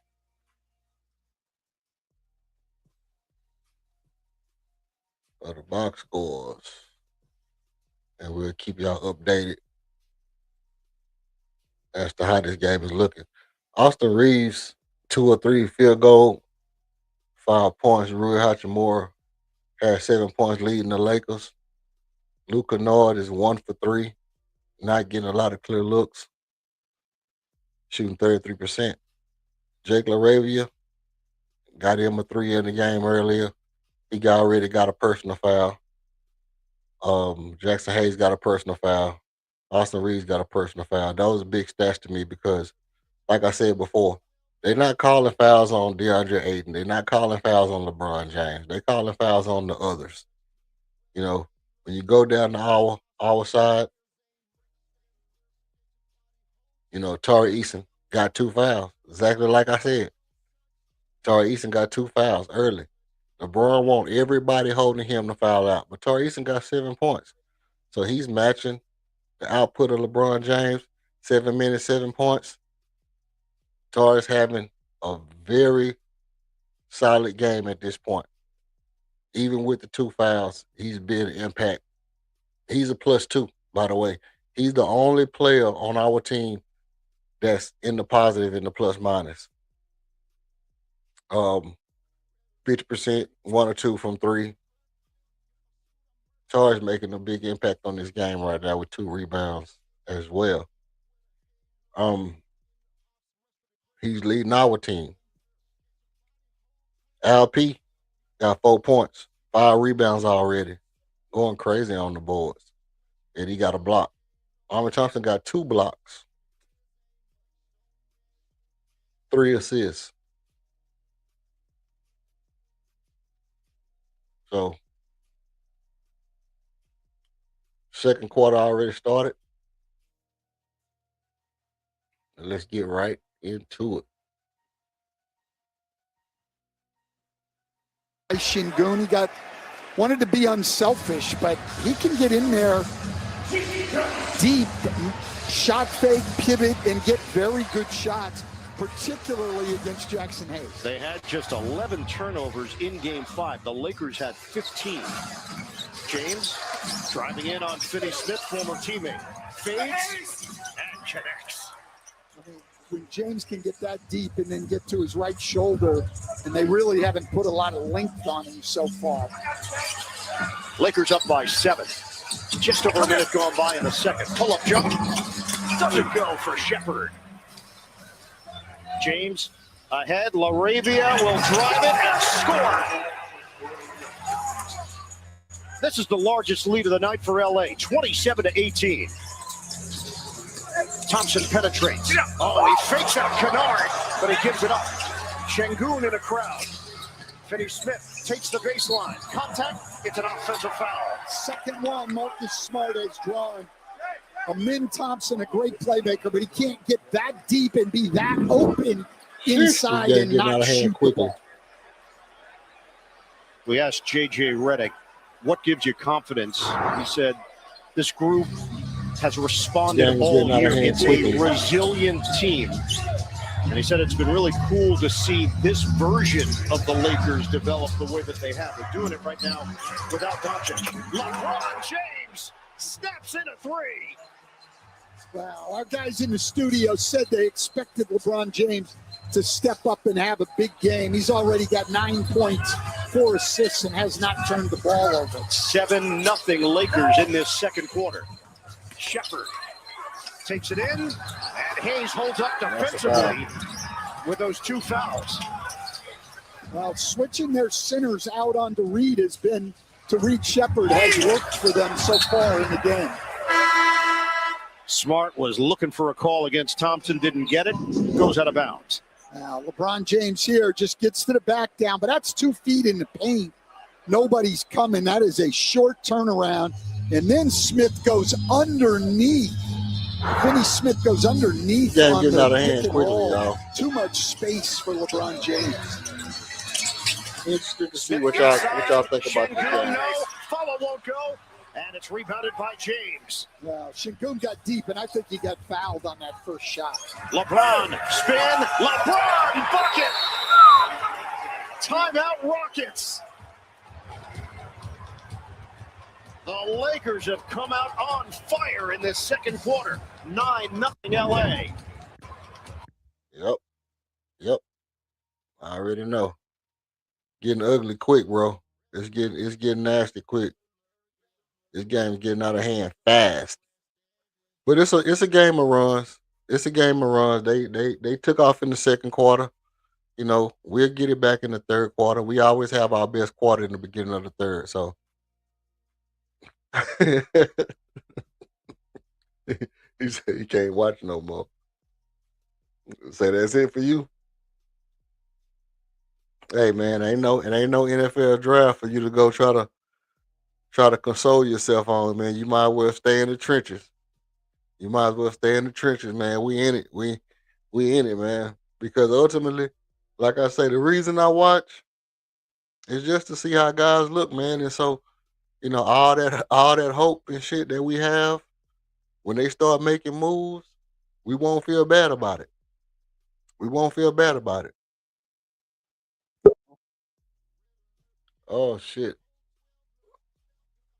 Let's get it in. What up with it, KOD? Hold on, I can't hear you.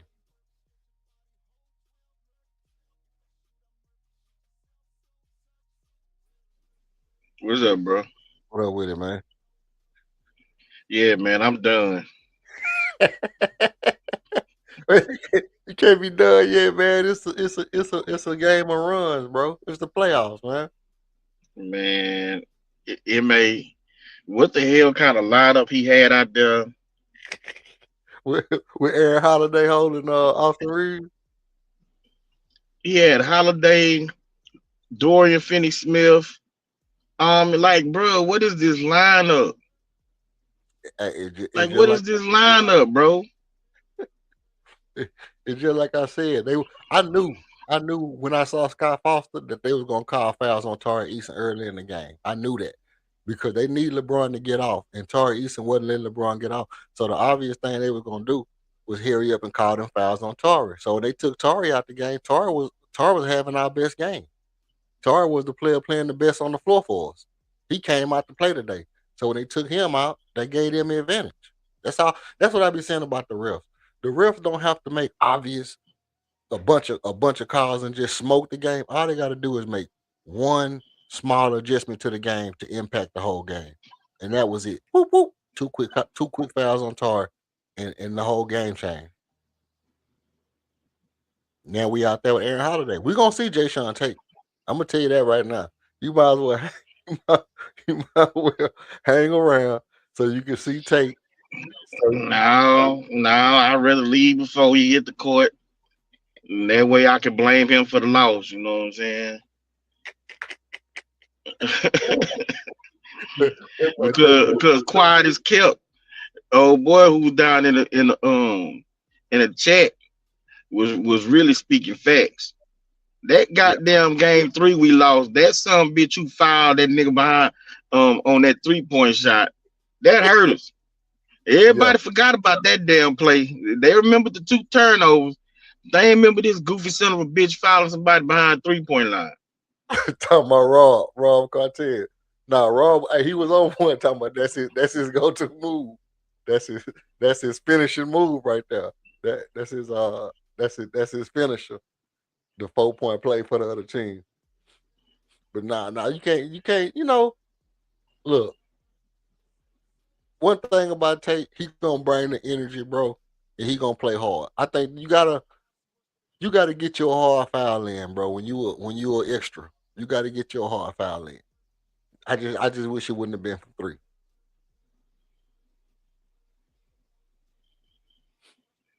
He shouldn't have fouled at all.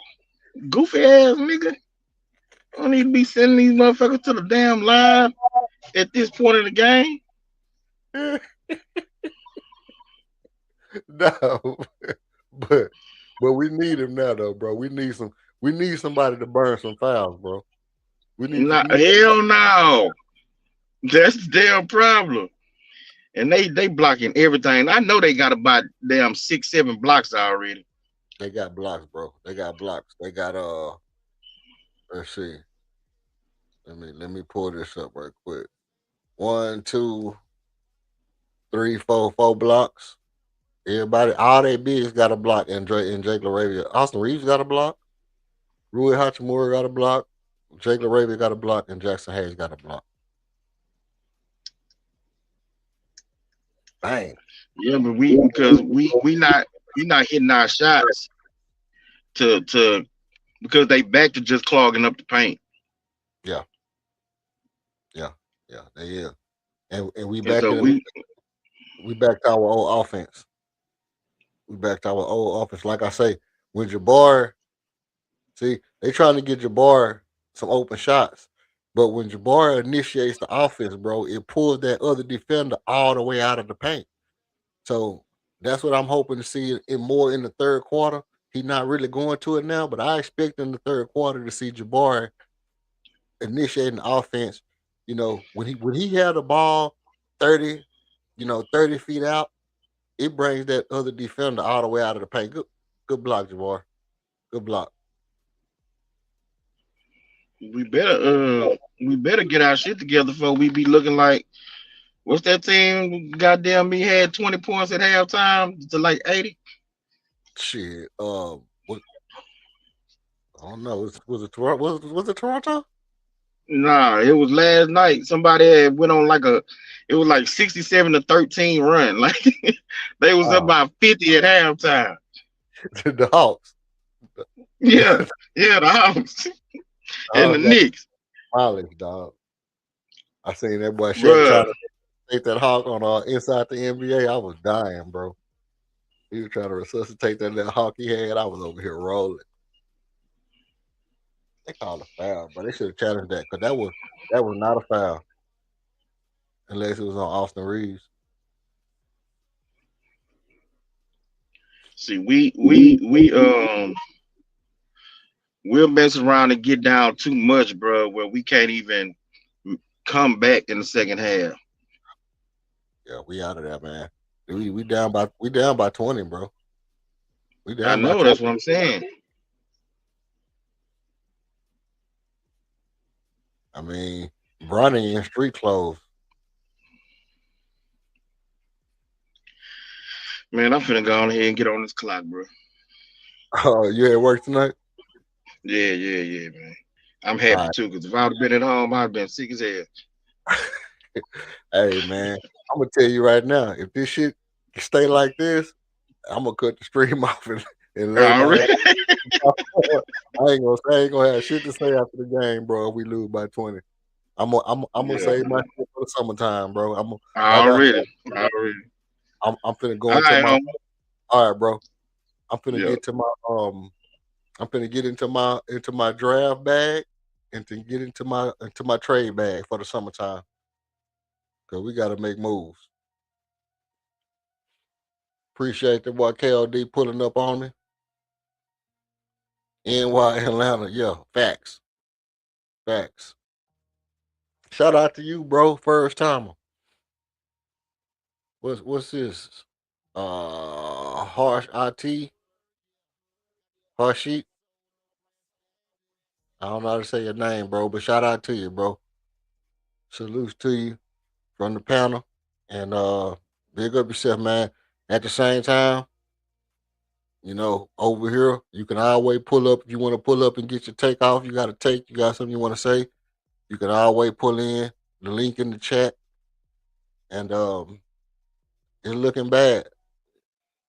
Who you got in this game? You got the Rockets or you got the Lakers? You're a Lakers fan. You look like a Lakers fan. You don't look nearly depressed enough to be a Rockets fan. if if you was a Rockets fan, you just have an emoji on a sad face emoji on your icon right now. Oh, oh yeah. Finally got a bucket. Reed Shepard to the paint. 2 against the Lakers. Lakers, though, up big here in the first half, trying to close out the series. Okay, we got a chance to come back. Series in the East going 7 games. Sorry, I almost turned the ball over on the inbound play. 38-21. LA. Still a lot of time, though. We watched earlier tonight on Prime. We watched the Orlando Magic lead by 22 points. Oh, Reed Shepard taking over the game. Buckets. And Houston getting some much-needed scoring. Is this not why you were here? Shepard is now 2 of 10 from the field. Largest lead has been 19 for LA. Hachimura just put one out near the rim. No call. Eason missed on a 3. Slapped down on the follow by Smith. Rockets are climbing back into it. Way to fight back, Houston. Reed Shepard finally You getting one to go. 1 second too early. You might have been jinxing us, bro. Now You might be Houston is janky, actually man. stringing some baskets together. We got Might- a might be 13-point janky, game with man. LA in front. Second quarter. NBA playoffs are back. You ever miss it, Blake? Miss it. King might have been janky. Yo, let's get it. Yes, sir.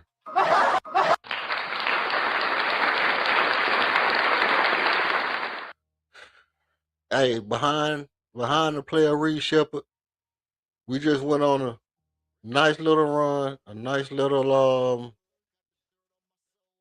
what's that? Shit. 6-0, 7-0 run. We just went on a little 7-0 run behind the offensive player Reed Shepard, getting into the paint, creating offense, getting to the rim, being fearless as the shortest player on the court for us right now. And it's exactly what we needed from what we hope is our future starting point guard. Be fearless. Be fearless. Go out fighting. Don't lay down when you're down by 20. Just get back within 12. All you got to do is get back within 12. If you get back within 12, it just take, chipping away from that point. You get a turnover. You get you a 2. They come down and hit. You come back. You get you a 3. Next thing you know, you within 7. You within 8. And you able to make a stance. They always say just get it within 12. Just get the game within 12. And we right there, we can fight. We can fight from here. But when it was getting to 20 points, it was starting to get depressing. Real fast.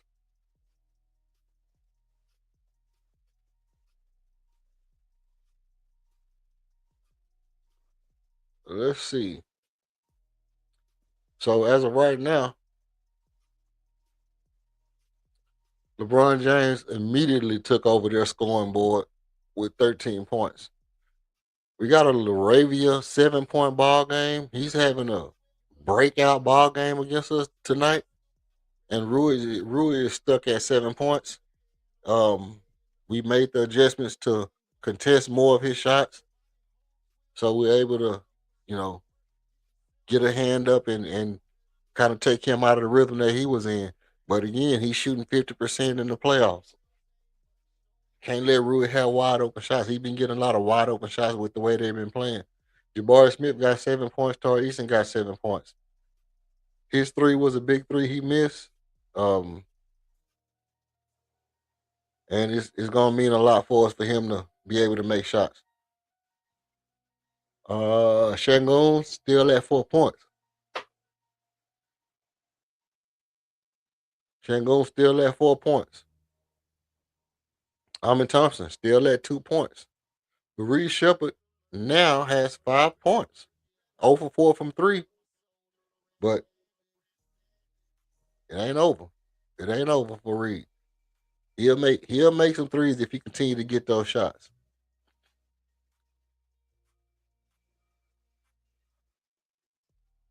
Five Lakers. We are halfway through this second quarter. James against Shepard. Shepard had to steal late in game 5 against LeBron. LeBron, couple of fakes, and he draws the foul. LeBron with the old man basketball game. 7 fakes, and then a shot, and then he gets the foul. Encouraging him to challenge. Yeah, there's no foul there. I think that's a good challenge. Ime Udoka should do that, yes. Good challenge. That's a great block. There is no foul on LeBron's shot. They'll win. Good defense by Reed Shepard. Good block. Good block. That's what the officials will be looking at. LeBron James. Thompson felt he got it clean on the graze, and then James flailed at the end. Oh, yeah, that's a tick. I don't think Şengün got him either. That's a tick. That should be a He tick. was surrounded by Thompson, Shepard, and Şengün. That should be a flopping So a tick. coach's challenge. If they overturn it, that's going to be the third block. I got to cut that out because they're playing what's calling in the background. But yeah, no, that's a good block for Armin. Dang, and look how long he was in the air. Armin literally jumped in the air, had to do the penitentiary 3 when the midget was flapping his arms like a bird to keep himself afloat, wait for LeBron to jump, and blocked it on the way down. Let's see what they got to say. And there's Scott Foster. He's looking for a way to cheat. Look at him. You can see he breathing like he's looking for a way to cheat. He just standing like he's looking for a way to cheat us out of a possession. And then no matter how good Scott Foster referees a ball game, he's always looking like he's cheating. In the regular, he's always looking like he's cheating. We're always going to have a bit of sour taste in our mouth as it pertains to Scott Foster. Just when you hear the name of how he cheated, how he went after Chris Paul and so many bad calls on James Harden, it's always when you see Scott Foster. Legal contact with the ball. All other defenders are cleared of any penalties. Therefore, this call has been overturned to a no call. The ball was loose, and therefore it'll be a jump ball any team center circle. This is after the mandatory window, so they will get their timeout back, and they will be able to challenge subsequent plays. it also increases the credibility of Amen Thompson because he immediately looked at the bench and gave the challenge signal. So maybe you would trust him the next time he does it. Absolutely. The only thing that you would wonder is I would trust him, but you brought up the good question. Did somebody else get him on the play? He was in such a crowd. That's what you guys behind the bench have to sort out, but no one else got him, and we get a jump ball. Now, we've had problems. We saw it in game 3. Ayton does a lot of illegal stuff on jump balls.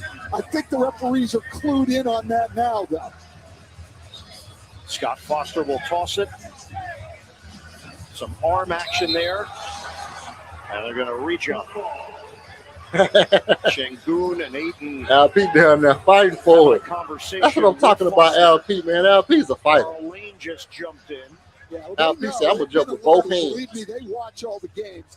And Ayton got away with 2. Look at LP. Look at LP. Talk to him, LP. Of game 3. Talk to him, LP. Let him know the dude trying to cheat. Got that left arm into Şengün and watch the tip. LeBron on a feed. Kennard ball fake. Hard drive. Get that shit out of here. Get it out of here. Straight from Turkey, boy. That's what set them Arabs off. This stuff is so bad it'll put a hump in a camel's back.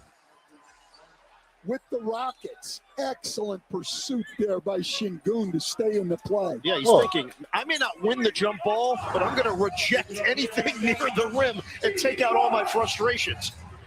Yeah, I'll tell you, the jump balls have become a problem between those two. It's very hard to administer and see that.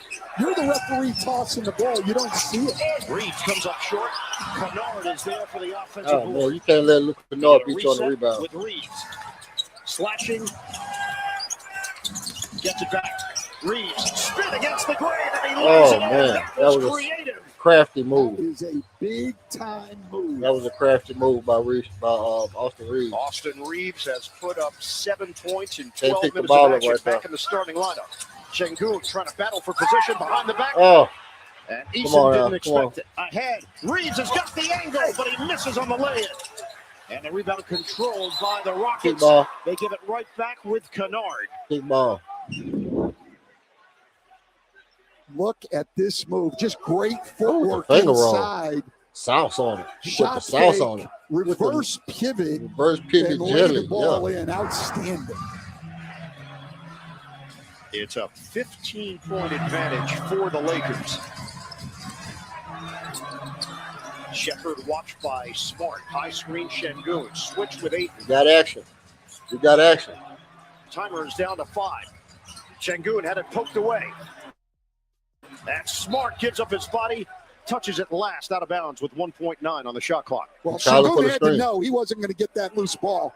It's just standing up, kicking it up. That's not how Marcus Smart plays.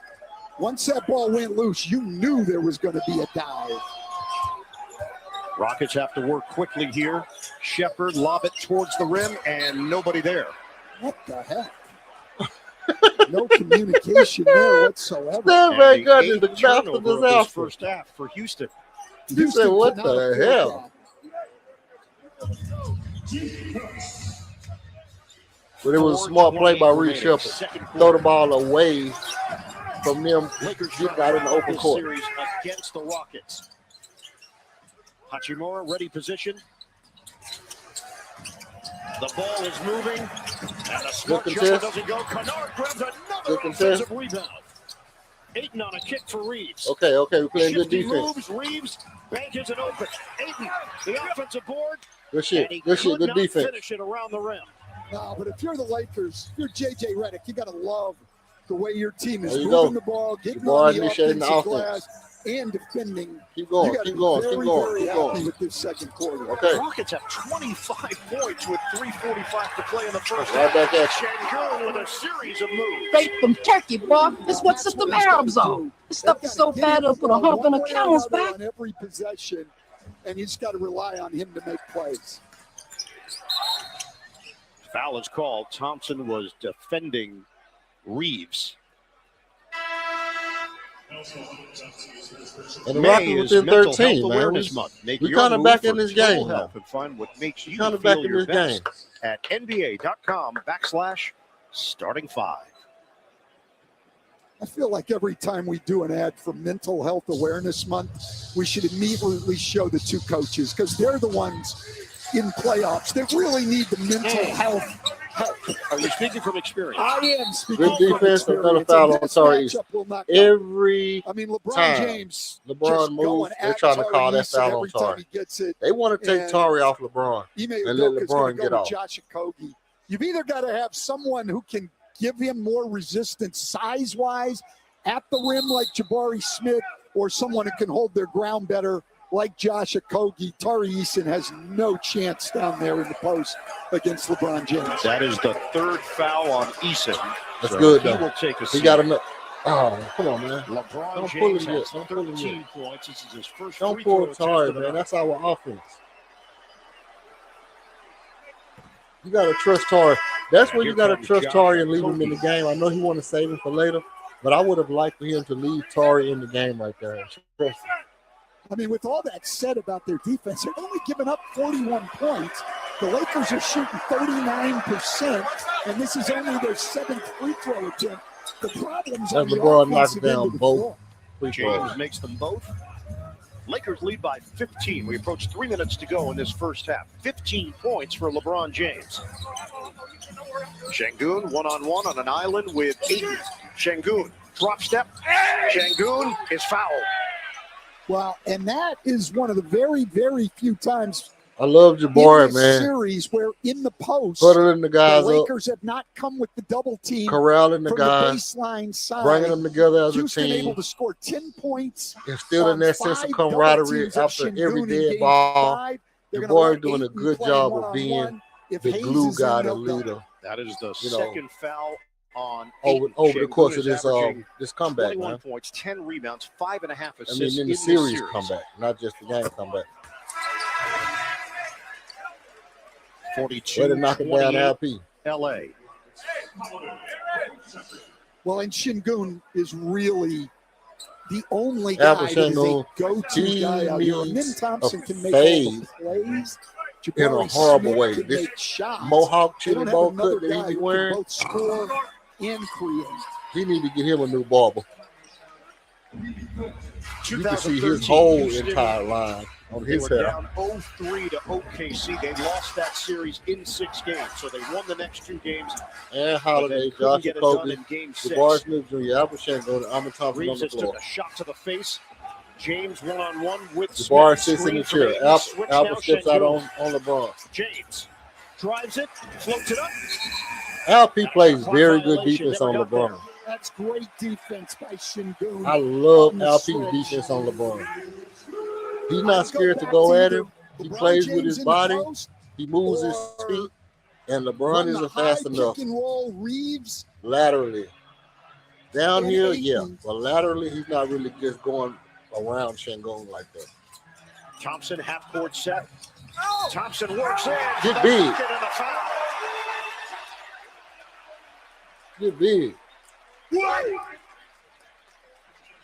Amen Thompson can do it all. All defensive guy, but he's even more than that.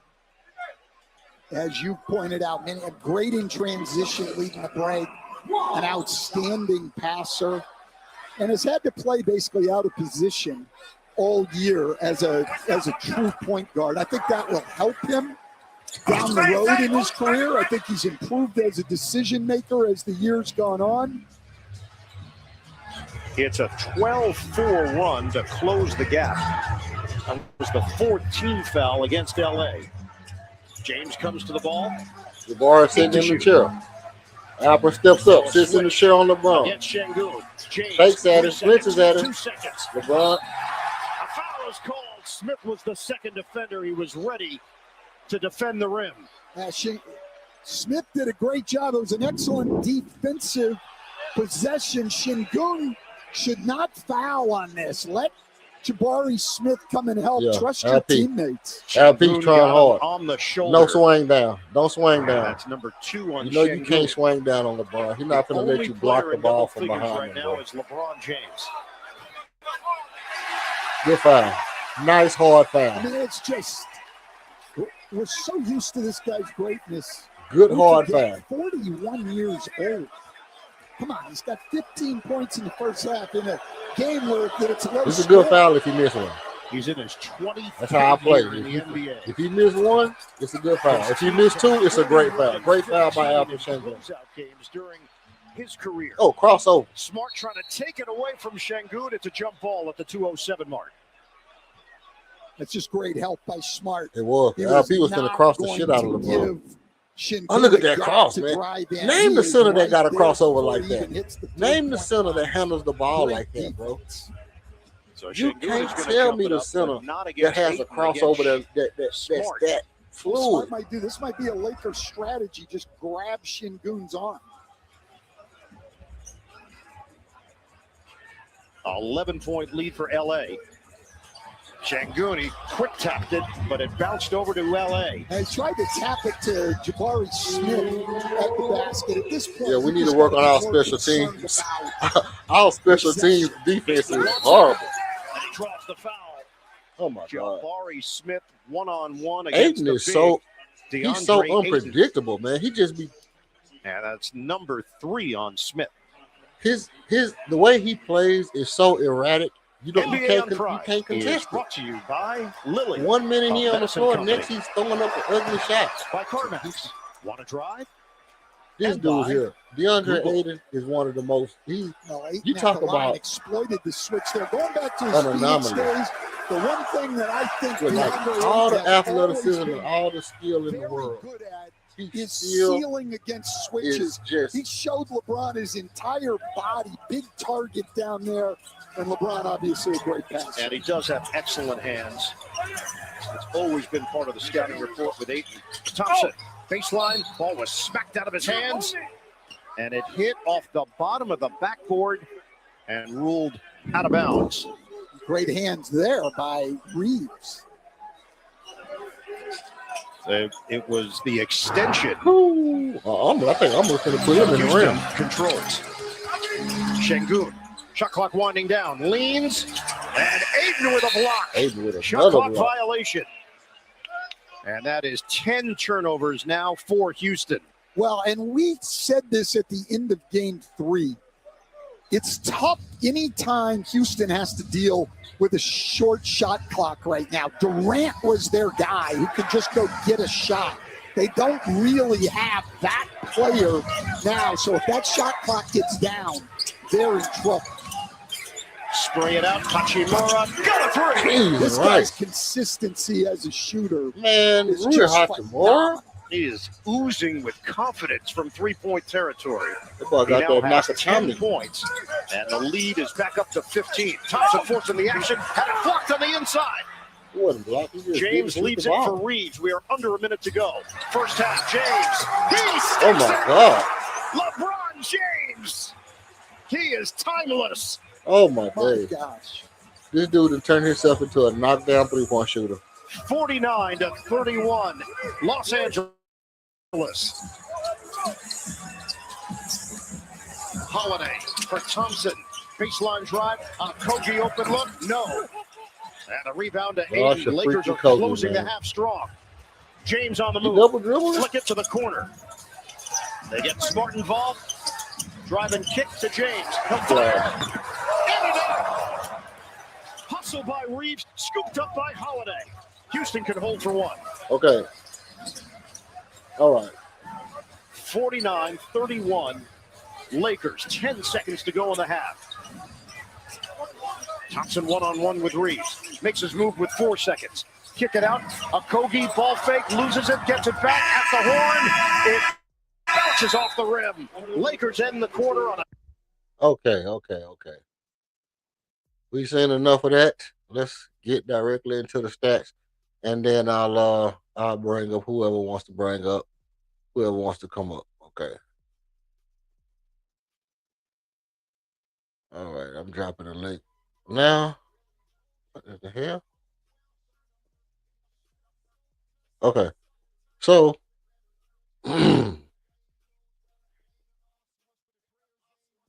at the half, 49-31, the Rockets trail the Los Angeles Lakers at home in Game 6 of the Finals. The Lakers are led by LeBron James with 18 points, who's shooting 50% from 3, 2 for 4, 50% from the free throw, 2 for 4.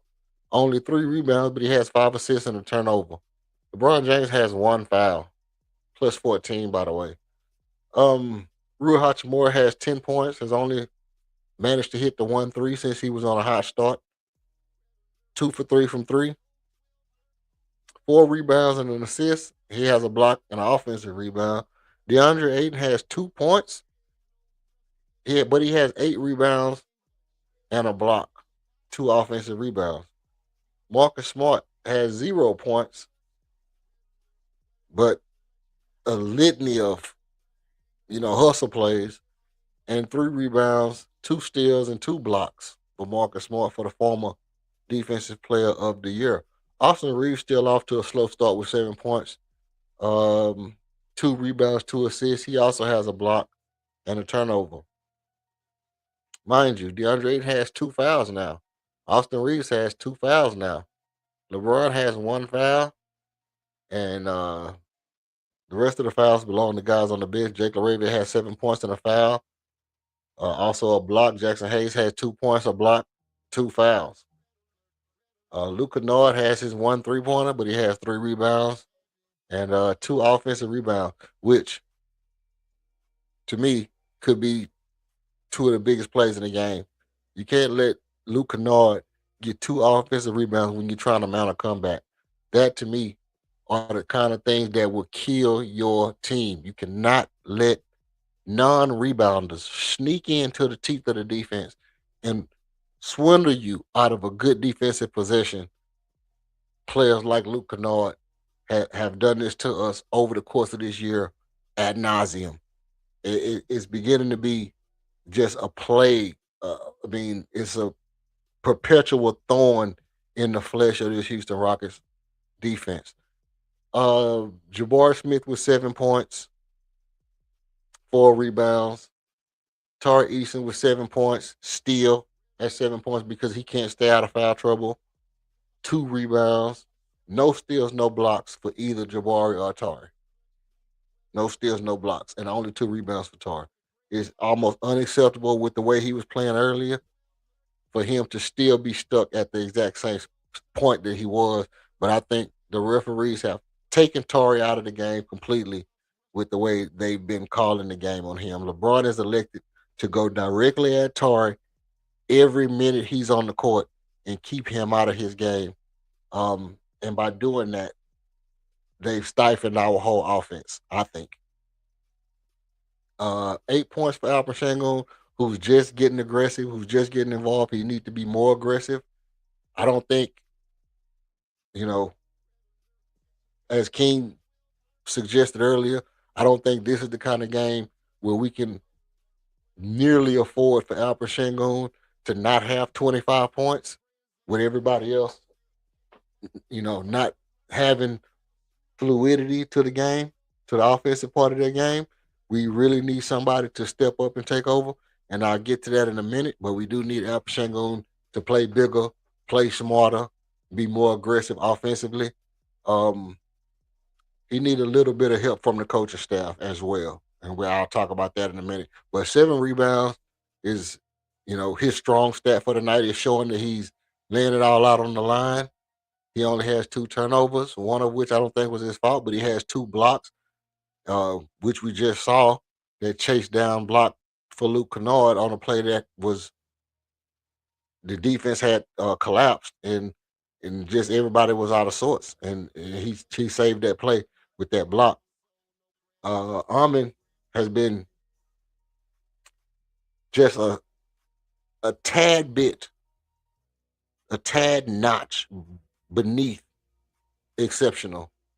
4 points. I think he is pressing a little bit to try to get to the paint, try to get to the rack, and maybe create some contact and get some shots up. He's been getting his shot blocked a little bit. He's been getting fouled a little bit. They're not calling too many fouls. I think he's been fouled a lot more than what he's getting called fouls. And for a up and coming budgeting superstar to only have 2 free throws tonight, whereas 2 nights ago he was well into 5 or 6 free throws at this point in the game, is just one of those Scott Foster games. This is just one of those Scott Foster games where, it's like, let them play, and we calling this certain meticulous 1 or 2 things that's just breaking up the monotony of what the team has been able to accomplish. And Amin Thompson not getting to the free throw line effectively or as much as he should be is one of those things that is really hindering our offense and stifling our offense all around. But 4 rebounds, 3 assists, only 1 turnover, and 3 blocks for Armin. He's being aggressive defensively and trying to help out his teammate. He's doing everything he can. Like I say, he's only a tad bit under exceptional. And I think if they just give him a couple of fouls and make the defense a little reluctant to foul him when he leaves his feet. Obviously, they've gotten some offensive fouls called, but I think the offensive foul that they've gotten called hasn't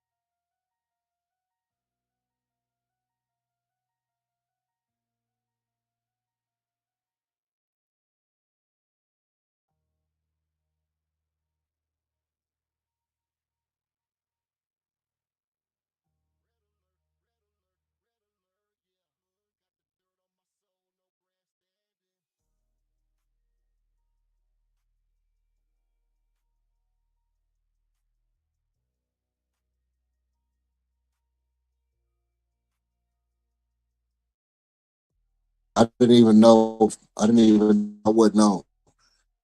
Here talking up a storm. Good thing I got my phone on. But yeah, yeah, no. The Raptors forced the game seven. Yeah, I see. I saw that. I did see the Raptors. I did see the Raptors get off.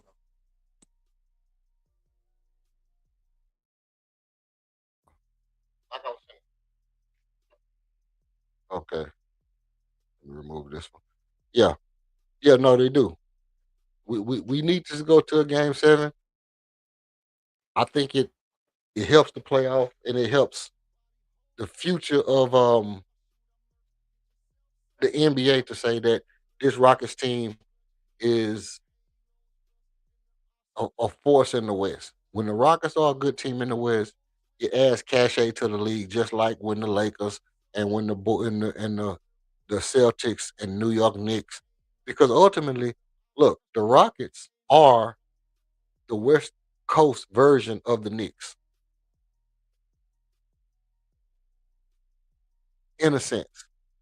You know, you could kind of say more like Detroit, but in essence, I'm saying like the biggest city other than, the Lakers and the Celtics are the two staples of the NBA. And then on the East Coast, you have the Knicks, which is the biggest city that has the most people. And then on the West, it's Houston. Houston has the most people. And so when that team is flourishing, you have a lot of income. You have more fluidity in the money, so to speak, more flow and flux. But like I was saying, the Reed Shepard thing is you can't justify not having Reed Shepard on the court. You have to have Reed Shepard on the court. You can't say, okay, you know, if Tari goes out, I have to take Reed out. Because now you don't have Tari who's a scorer, and you don't have Reed who's single handedly orchestrating our comeback, and you take out Reed. Reed is trying to make a comeback, trying to force a comeback. Tari's out on the bench, and you bring in Josh Okogie, who has an astonishing stat line of 0, 0, 0, and 3 rebounds, and that's not going to get it cut. That's not going to cut it. It's not going to get it done. There's no way you can expect to There's no way you can expect to you know to compete. There's no way you expect to compete with a LeBron James and a Austin Reeves, Rui Hachimura shooting lights out if you don't have somebody who can create offense. You know, and so let me see. Let me fix this right quick.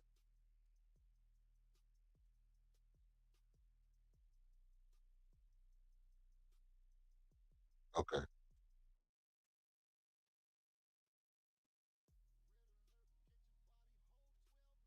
All right. So the biggest the biggest problem to me is we have to be able to generate some offense because our defense isn't doing bad. Our defense isn't doing horrible, but our offense isn't holding up. It's the end of the bargain. And when you take out a player like Reed Shepard, because you say, well, we need to put somebody on LeBron James, so we put Josh Okogie in the game. You put Josh Okogie in the game, but you lose your offensive prowess. You lose any kind of resemblance of an offense that you have. Even though Reed wasn't shooting the ball great, he was still forcing guys to commit to him offensively or defensively. I mean, he was still making guys have to wonder about, let's stay attached to him. Let's front him with Jackson Hayes. Let's put tall guys on him. Let's switch on Reed Shepard. And so when you got big guys switch on the Reed Shepard, guess what that means? That means Alfred Sengun has a smaller guy on him. And it would eventually open up offense for other guys if Reed Shepard is on the floor. Because you see, they're bringing out the switch. They're switching Jackson Hayes onto Reed Shepard. And I know that Ime's playing a matchup, and he's saying, I would rather have Reed on the floor when Jackson Hayes is on the floor because Jackson Hayes will switch. DeAndre Ayton usually a drop. But at any rate, if you're switching anything on Reed Shepard, if you put Reed on the floor, then they're going to try to go quicker. And that's going to bring out an extra defender. So what I've noticed is that Jabari pulls a defender out of the paint, Reed pulls a defender out of the paint. Those are the two players that pull the defender out of the paint, unless we're running an offense on the left side of the defense, right? Or on the right side of defense, or the left side of the offense. When Albert Shangun was having a good game, assist wise, we was actually running on the weak side, not the strong side. So that was allowing Alpha Shangoon to drive to the left, get the ball, and then pick it up and then pass it back across the court. And then make them have to scramble all the way back across. And that's why it was looking totally different in the other two games. Now this time they've elected to front and then drop back and then blitz like they was doing in game 1 and 2. And just that little small adjustment has taken them back to being able to contain us and just collapse the paint and let's keep Al Pashango from getting off when other guys not hitting shots. So trying to LP is trying to draw the double team from the weak side and draw the double team from one side and swing the ball all the way across to Jabari and get him open shots to get him involved. Well, guess what? That's not working. Just run the pick and roll with Jabari. Just run the pick and roll with Jabari. If you just simply run the pick and roll with Jabari, then Jabari can get the mix match and you know, try to shoot over the top of a smaller defender. Mind you, he'll have Marcus Smart on him, and Marcus Smart isn't a pushover, but all things considered, I think all things considered, I do think it gives us our best opportunity to what was that? Box score, live score. It gives us our best opportunity to create some kind of havoc is to get Jabari involved and to you know, put them in the scramble mode. You want to put them in some kind of scramble mode, man. You can't just let their defense sit down, sit their feet, and stay in one position for the whole 14, 15, 16 seconds, and then expect, hey, we swing the ball one time, and then they're gonna be in a hucklebuck. That's not gonna happen. You have to go ahead and make them scramble early. And once you make them scramble early, then Armin Thompson can get to the basket. But him just trying to go, hey, 1-on-2 from the baseline, 102 from the elbow, 102 from the middle of the court. That's not that's not gonna get it because not only are they cutting you off on the baseline and you might can step around one guy and jump with your athleticism, but they still got a big man right there. So if you do manage to get around that one person, you still have to finesse your way around this big guy that's standing right there in the middle of the paint doing his job. He got a kid. He got kids to feed. He got bills to pay. He's not just gonna let you just waltz in there and just randomly just jump in the air and just do whatever you want to do. You know, and you want to do some aerobics. You want to do some aerobics. You want to jump in the air and turn in the middle of the air and try to dunk on people. You better get to jumping, buddy, because them big guys in there, they're not just gonna let you waltz in and do whatever you want to do. I don't care how athletic you are. You definitely not doing it from the baseline when you got the baseline as a defender. You got whoever Marcus Smart is guarding you as a defender, and you got Rui Hachimura, DeAndre Ayton, or Jackson Hayes underneath the goal waiting on you to get there. And if you think LeBron ain't on the weak side waiting to jump across the court and try to block your shot if they don't get to you, you absolutely wrong. So you have to be aware of the game plan they playing and collapsing the paint, and you have to make the necessary adjustment. What is the necessary adjustment?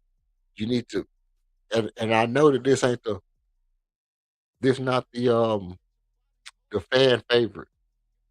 This is not the fan favorite to just say, hey, we need to run more pick and roll. But you need to run different pick and rolls.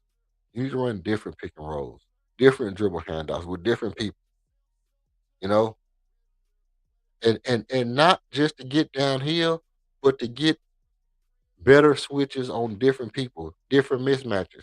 At this point, you need clean shots, and we're not getting clean shots.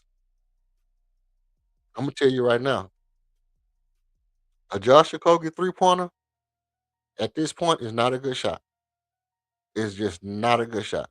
A Josh Okogie 3-pointer is probably the last shot. I would rather have Jay Sean Tate out there right now shooting a Jay Tate spinning whirling dervish hook shot from in the paint right now than a Josh Okogie 3-pointer or a Dorian Finney-Smith 3-pointer. Maybe a Dorian Finney-Smith 3-pointer because he had a good game and I think he could, he could capitalize off that and continue some of that shooting right now, maybe, but I would rather have a Jay Tate post up than a Josh Okogie 3-pointer right now. It's not working for me. So we got to figure out a way to get these guys clean looks at the basket, and we got to figure out a way to get out in transition. They're not turning the ball over as much, because LeBron has elected to I'm just gonna keep the ball in my hand and I'm just gonna go downhill. I'm not gonna turn the ball over because I'm just gonna go downhill and you're not gonna take it from me. So if they're not passing the ball across the court and making dumb mistakes, you're not getting the turnovers, you're not getting out in transition. Guess what else you can do? You can take the ball out the net and zoom down the court full speed. You could take the ball out the net and run it down the court full speed. Pass that shit up the court full speed, and run it like it's a fast break, and just to get them running. Just get them running. Damn the offense, damn everything. Just get them up and down the court a bunch of times early, and try to wear them down for the fourth quarter because they'll be tired before you do. Um, I think Reed Shepard has got to get back on the court. He got to get back on the court early in the third. Let's see how long we got before the game starts back. Okay, we already back on. My bad. 12 to shoot. Dang, I'm talking to you all the way in Turns the it over. third. Shepard on the push. Shifting gears on a kick for Thompson. Lakers' transition defense has been great all night also. Şengün is there off the Shepard miss. Never hit the rim. Şengün missed it on a spin. Thompson on a fadeaway. In and out. In and That's out. Houston's night in a nutshell. The offense has escaped them. 80. The baby hook doesn't go. Jesus Christ. The Rockets are at 27% from the field. 21% from three. Shepard nearly lost it. Put it out near the rim. Şengün is there. Layup doesn't go, but a foul. Hey! He do that every time he Fast shoots break the ball. points at 16 for LA. Houston's in a deep hole in game 6. Don't lie down. Don't lay down. Don't lay down. Dang, I was talking through almost the whole third quarter.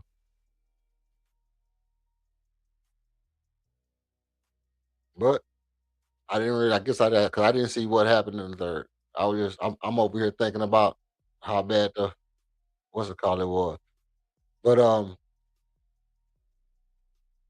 cheese and rice, people. It's looking real bad.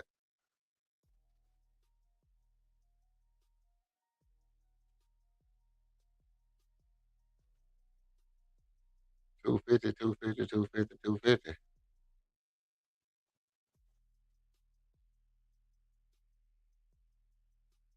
McDoubles for 250. Get your McDonald's burger. What y'all think about that? Two McDoubles for $5.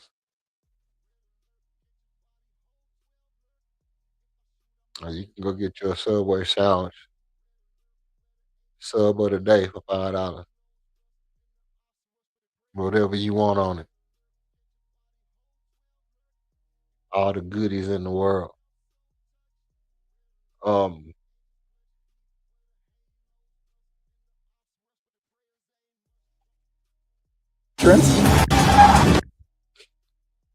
tell you right now, man, it's gonna be an ugly off season. It's gonna be an ugly off season, bro. And it's gonna be a lot of, you know, just a lot of if, ands, and buts. Um, wishful thinking. y-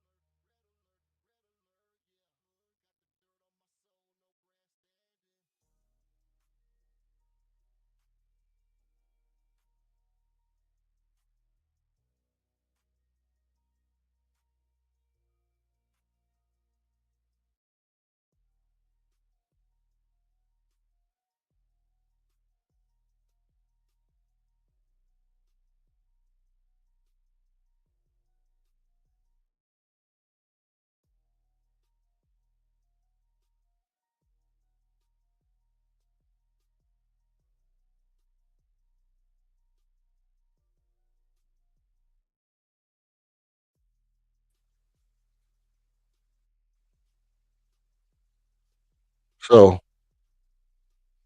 yeah, like I'm saying, I think that's going to be a big deal in the summer. It's just coming up with the idea of what's the best thing to do. And I know that every Rockets fan has his own idea of what they think we should be able to do, and I'm one of them. And I got my own way of thinking. But you can't deny that if Fred VanVleet and Kevin Durant and Steve Adams was on this team, that we wouldn't be a very, very, very good team. We would be a very, very, very good team right now with Fred VanVleet, Kevin Durant, and Stephen Adams. Totally different team, right? Totally different team with a championship point guard, all-time great scorer, and one of the more dominant bigs in the league. We would be a totally different team. But 16 points in 23 minutes. Tate misses from the outside, and a foul is called off the rebound action as Reeves secured it. I mean, LeBron James to Ayton, and then Ayton does a great job moving the ball, but Rui Hachimura always ready to shoot. He gets those feet set, and he's just tough to deal with. I think for a long time, the thought process in defending Hachimura was, hey, you got to respect his mid-range game, which is very confident, but he's just continued to extend that range. Easton the steal, and he's fouled. Just a lazy inbounds pass.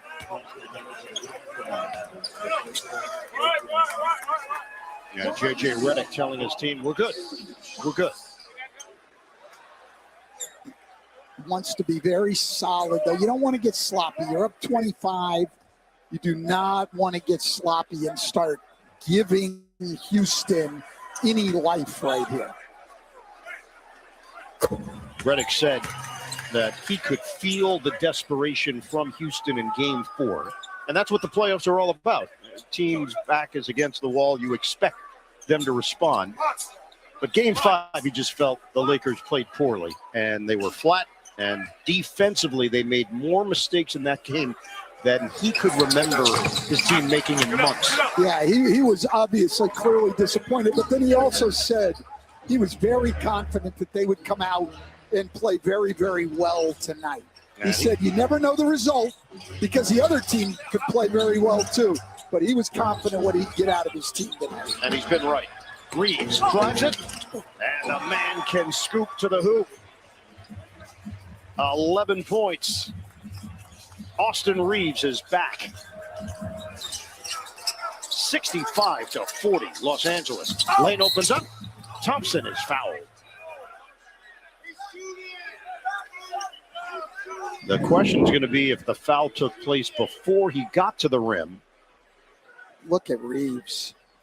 I mean, there's three guys there, but nobody puts their body in front to stop him. And he's just able to scoop the ball in. So Reeves is making the case that it's a shooting, should be a on the side, but they're over the limit, so it's irrelevant. So Thompson goes to the free throw line.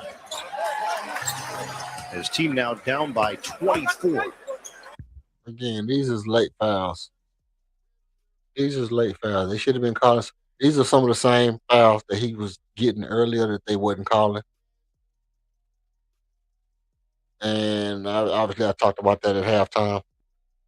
And it's no point of trying to butter it up and make it look close now, you know. And they're letting Tari get a little more physical. They're not calling every foul on Tari. You know, but like I was saying, it's a big decision to make as to how do we bring back this team next year? You know, how do we got all the guys on the team. Obviously Tari's contract year. Um, you know,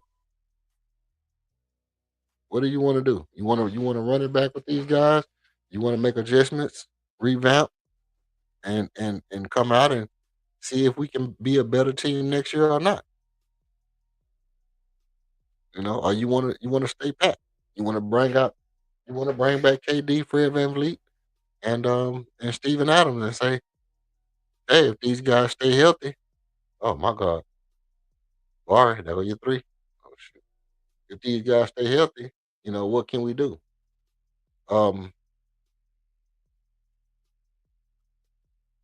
Grandma had a Peter, she'd have been grandpa, right? If grandma had a Peter, I'd have had to call her grandpa, right? Right. So that's the thing. You never know. You never know. But you talk about healthy. Kevin Durant was healthy 82 games, bro. And on game 83, hurt. 82 games. He was healthy 82 games. And the minute game 83 hit, he was hurt. Fred VanVleet didn't make it to game one. Steven Adams made it halfway through. Obviously. Kevin Durant, Steven Adams, Fred VanVleet. What kind of defense is that? What kind of defense do you have with Kevin Durant, Fred VanVleet, Steven Adams, and Jabari Smith Jr. and Amin Thompson? Sound like, well, not Steven Adams. You'll still have LP, but a solid defense and a solid bench. You'll be deep. You'll be deep because then you'll have Reece Shepard coming off the bench with Steven Adams, and it's a deep team. You have to think about it. You have to think about it and say, just put it back and see if we can be healthy next year. Because obviously they don't have Luka. They don't have Luka right now, but they still able to play because they got a good, well-rounded team and they got all the pieces that they need. I don't know, but we'll talk about it. Obviously, this game is, not over. All we got to do is get it within 12. Just get it within 12. They would have to really stink it up. Or we'd have to really play some excellent basketball, which we're not doing at this point.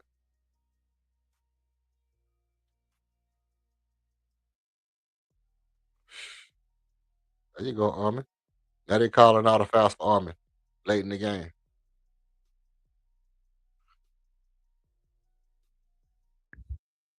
Two of 4 at the free throw line tonight. And that's the 4th foul on Ayton. When will the availability of Luka Doncic be part of the story for LA? Let's get more from Cassidy. Yeah, guys, while there's been no timeline, there has been some progress on the court. He's now doing some movement work in drills, getting up shots, but it is controlled. He hasn't advanced to one-on-one or full contact work yet, and he's not into any scrimmages. So it's a little more than just spot shooting, but still a step away from anything live. But in the meantime, teammates say just having him back around the group matters. But this remains a slow build towards a return, not an imminent one, guys. It's really unfortunate. Luka Doncic, MVP candidate, was having a great season, led the league in scoring, led the league in three-pointers, made an attempted free throws, one of the best assist guys in the league, just a great player. Smart is fouled, and we're getting a free throw fest now as Smith inadvertently clipped Smart as he was heading towards the line, and Thompson picks up the foul. So that's number 4 on him. Yo, everybody, man. Hit the subscribe. Hit the subscribe button. Hit the subscribe, man. Good numbers in this series. Last game of the season, man. Hit the He is subscribe. yet to score, though, here in Game 6. Game 1, a 107-98 LA win at home. Kennard had 27. Game 2, LeBron takeover, 101-94 Los Angeles. Game 3 was a classic. Lakers stole a win in overtime, 112 to 108. LeBron James had 29 points, 13 rebounds. And then in game 4, Houston bounces back 115 to 96. They control the action against LA, and then they go to Los Angeles and get a 99-93 win to force a game 6. Make sure to hit the like and subscribe button. Şengün back in. That way you don't He's matched miss up with LaRavia. Hayes is in for nothing LA. this summer. You don't want to miss nothing that I do this summer. Turns to Eason, and it's rejected by Smart. He got him at the apex. Wow. Kennard running. Smart back for Kennard. Give and go. Hayes off the deflection. Shot clock is down to 12. Smart will set a screen for Reeves. Switch out front with Shepard. Another screen, Hayes. Reeves knifing to the rim for 2. Wow. You can just see it almost with every move, Ian, that he's just looks a little bit better and he's a little bit more confident in his body. Houston has 3 makes in the third quarter. They're 3 of 14 from the field. 3 or 14. 2:32 to go in the third. The Euro Smith. He Give it to Jabbar. Give it to Jabbar. Let Jabbar get it. 9 points now for Jabari It's on Smith you, Jr. Jabbar, to make those kind of Lakers plays. lead is 20. It's not on Ime if you don't make that play. It's on you if you don't decide to do that. Şengün now defending. Go. Remember the defender. The handles, the drive, and the bucket. That is tough stuff. Wow, he's just taking over now. 15 for Reeves. He's got 8 in the quarter. Shepard couldn't fake out LaRavia. Eason now with 7 to shoot. Kicks it for the Thompson 3. Back. And a foul called. Şengün and Smart made contact with one another. I'm not sure they got a foul if they just took a timeout. That's how you shoot. The Reeves just operating out of that high pick and roll where he's so good all the way to the. Yo, let me tell y'all something. Next year, Armin is going to be a much better three-point shooter. I've seen Armin's three-point shot adjust in this playoff in ways that we haven't seen his three-point shot adjust over the course of the whole season. His three-point shot is looking almost night and day from the way that it looked at the beginning of the year when he was shooting well. And he was shooting well at the beginning of the year. And his shot looks extremely polished, to say the least. Next year, Armin Thompson is going to be a much better three-point shooter. Mark my words on that. I'm not saying that Armin Thompson is going to be, Jason Kidd or old Rondo or nothing like that, but Armin Thompson is going to be a much better three-point shooter next year.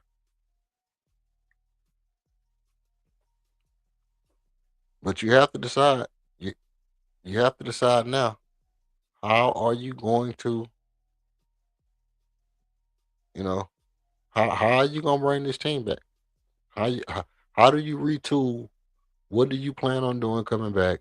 We're going to talk about all of these things over the summer.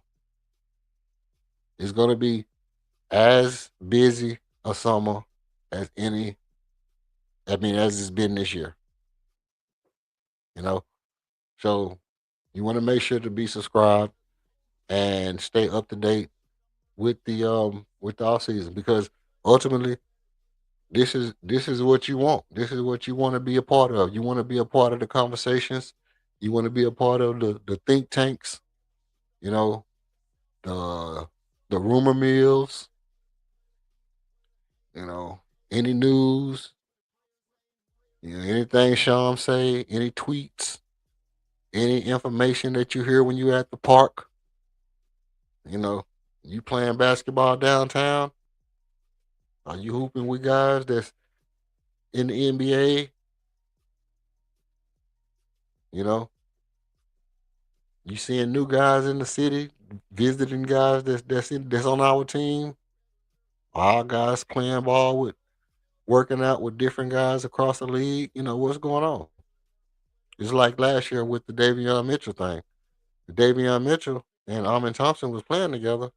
I was like, you know what? That's a nice pairing. Two defenders, you know, two dogs. It would be good to have Davion Mitchell, and they put it on my mind. So we don't know if that's gonna ever come to fruition, but I think the antithesis of it um, was them working out together. NBA, it's on Prime. A lot of people excited.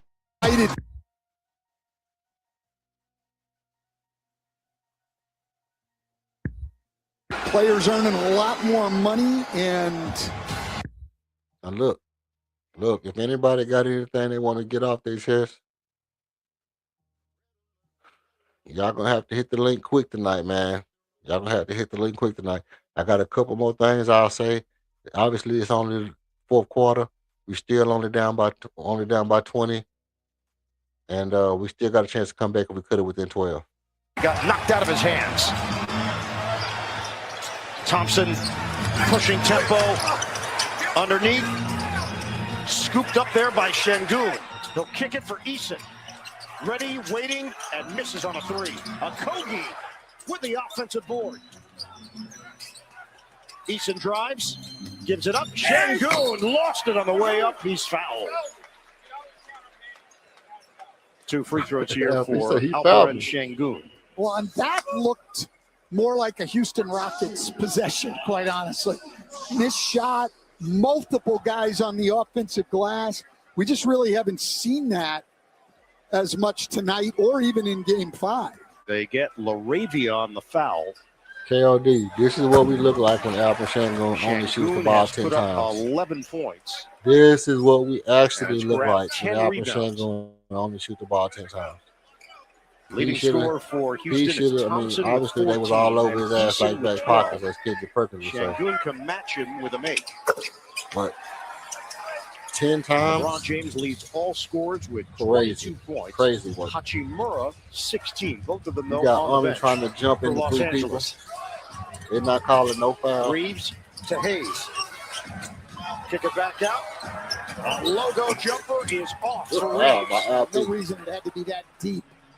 Reeves could have stepped in on that. Plenty of time to step in and get his feet set. He's trying to drive it on Smart, work it to the other side. Okogie feed the post. Şengün turns and finishes. That boy was in the key for about 7 seconds. Ceiling, huge size You advantage. can hear him saying, 3. Reeves loses it. Shepard gets it ahead of Okogie. It's a 3-on-1. Şengün Euros flips it. Offensive foul. Şengün wants him to challenge. Immediately looking behind his bench. And they are going to challenge. Yeah, that's flopping, bro. That's flopping. Houston had the numbers. Oh, yeah, that's a Now the foul. question is, will they win it? That's a foul. Looks That's a to foul. me like Smart was there and just held his spot. No, he didn't have a spot. He chipped did his not body see him into move. LP. He bumped LP. We'll He, see what look at Scott this. Foster, Curtis Blair, and Carl. Boom, Lane he hit him with a shoulder. He hit him with a shoulder. Bro, I promise y'all right now. I'm about to spaz, bro. I'm about to spaz. If they don't call, if they don't overturn this, I'm about to spaz out. Trailing the play with Hayes. Well, the I'm about to Lakers' spaz out. What you transition shoving your shoulders tonight for? has been outstanding. Hey, listen. My bad. I'm about to spaz, bro. They can't sit here and act like this dude didn't just hit him with his shoulder. He wasn't still. He didn't sacrifice his body. He wasn't still. He moved his whole shoulder. He moved his whole body and hit Alperen Şengün. He wasn't still. The defender was able to get to an illegal spot on the floor. The offensive player went through him illegally. Therefore, an offensive foul will be standing. Okay, this is what the F I be talking about, bro. You can't say you didn't see that man a body adjust on that big ass camera. You can't say that you didn't see this man shift his body and hit the player with his body.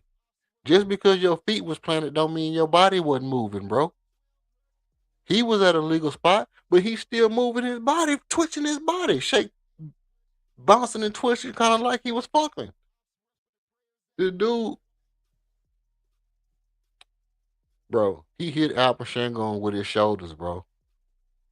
He shifted his whole upper torso and bumped this man while this man was trying to, and knocked him backwards. And then he say Al Pacino went through him. How did he go through him when he fell backwards? That's a momentum play. That's what you call a momentum stopper.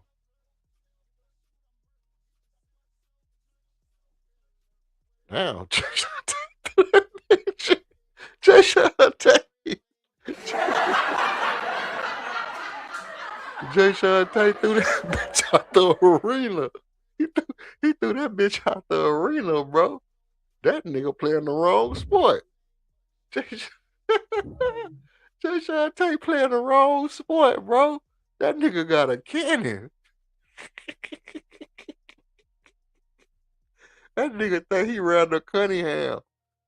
That nigga Jay Sean Tate just threw a ball. I'm so glad I saw that. That made the whole night worth it, bro. I, I was about to spaz on this bullshit ass offensive foul. They've been giving Marcus Smart all these offensive foul. I got smoke for that. I know they ain't gonna let me never get the. I should have been recording this game. They'll never let me get that again to where I can see this offensive foul again the rest of my history of my life. And I know people gonna say that I'm blowing it out of proportion. But if your feet is planted and your upper body lean into the man, you not taking a charge. Taking a charge is supposed to be you still. And the dude charging to me, not I lean forward and bump into him. Just because your feet planted don't mean you could bump into the man and then say he charged you. That's not a charge. It's a foul on you or no call. But with all that being said, Jay Sean Tate get the ball 2 seconds after the shot clock, after the game clock already off, and launch that bitch to the third row. He launched that bitch.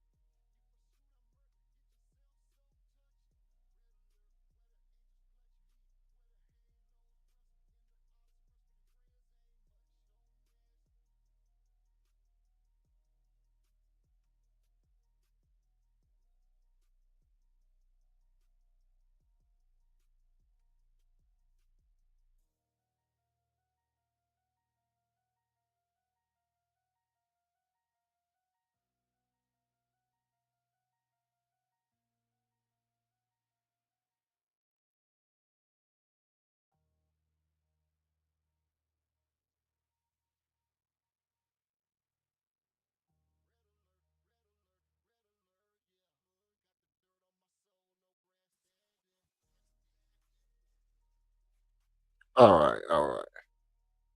Okay, I'm over it. I'm over it. That shit was funny, boy. Jay Sean Tate threw that ball hella far. I'm thinking we might need to go draft that boy, put him on the 49ers.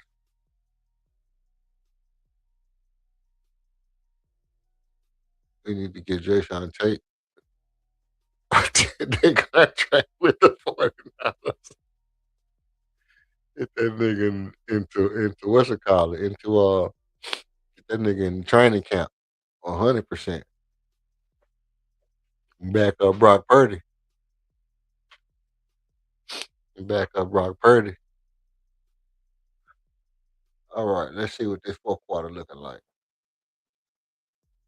Team from the field. He's 0 of 6 from three-point territory. Yeah, look, he's had a very rough series. A little better in the last 2 games, but overall for Reed Shepard, it has not been a good shooting series.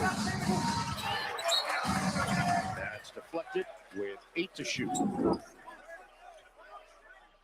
I mean, here's Hachimura again on the pass from Kennard. It's almost like if Roy Hachimura were to miss a shot tonight, we'd be shocked. Yeah. James one-on-one with Eason. No help. Turns. That boy shot a sky hook. LeBron James just shot a sky hook on Torrey Eason. The lead is back to 19 for Los Angeles. LeBron James shoot another sky hook. Eason will fire. And a good box out there. Ayton, uncontested rebound. All I can tell you is LeBron James better not shoot another sky hook. I bet you that. This is the 4-5 matchup in the Western Conference. Kennard doesn't get the roll. It dances on the rim. Smith comes out of there with it. Great block out by Finney Smith. But Finney Smith, with nobody underneath for Houston, misses on a 3-ball.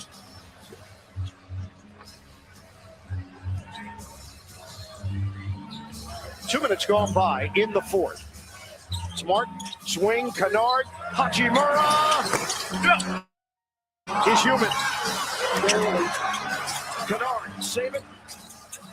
Out of bounds. It bounced off of Houston, out of bounds. Rui Hachimura has 19 points on 12 shots. And that's with no free throws. 5 of 7 from three-point territory. James, no good with the left hand. I like that they changed the matchup and at least got somebody else on him. Jabari Smith, not bulky either, but he's got more length. And that's a kick ball, so reset the shot clock to 14. Part of the many issues tonight for Houston, they've made 3 threes. They are 3 of 19 from long range. LA has made 9. It's an 18-point difference in made threes. Smith, that's off. And it's popped over to James.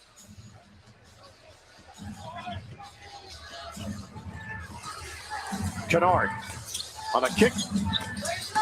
Hachimura fades. The follow goes for Ayton, crashing the glass. DeAndre Ayton has just done great work on the glass. Really all series, but these last couple of games. Thompson circles. He is fouled by Ayton. All intents and purposes, man, this game is over, man. Hit the subscribe, hit the like button, please. Demonstrating to the referee that Amin Thompson just slipped. Hit the subscribe, hit the like button. The rebounding numbers are 44-29 Los Angeles. DeAndre Ayton, absolutely right. Yep, Ayton recreated it. Didn't matter on the call. Hachimura rains down Şengün. Thompson just pushed Hachimura out of the way. Oh, we got a scrap. We got a scrap.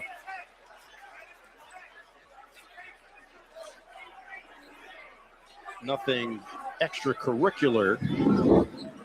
Thought we had us a little brouhaha.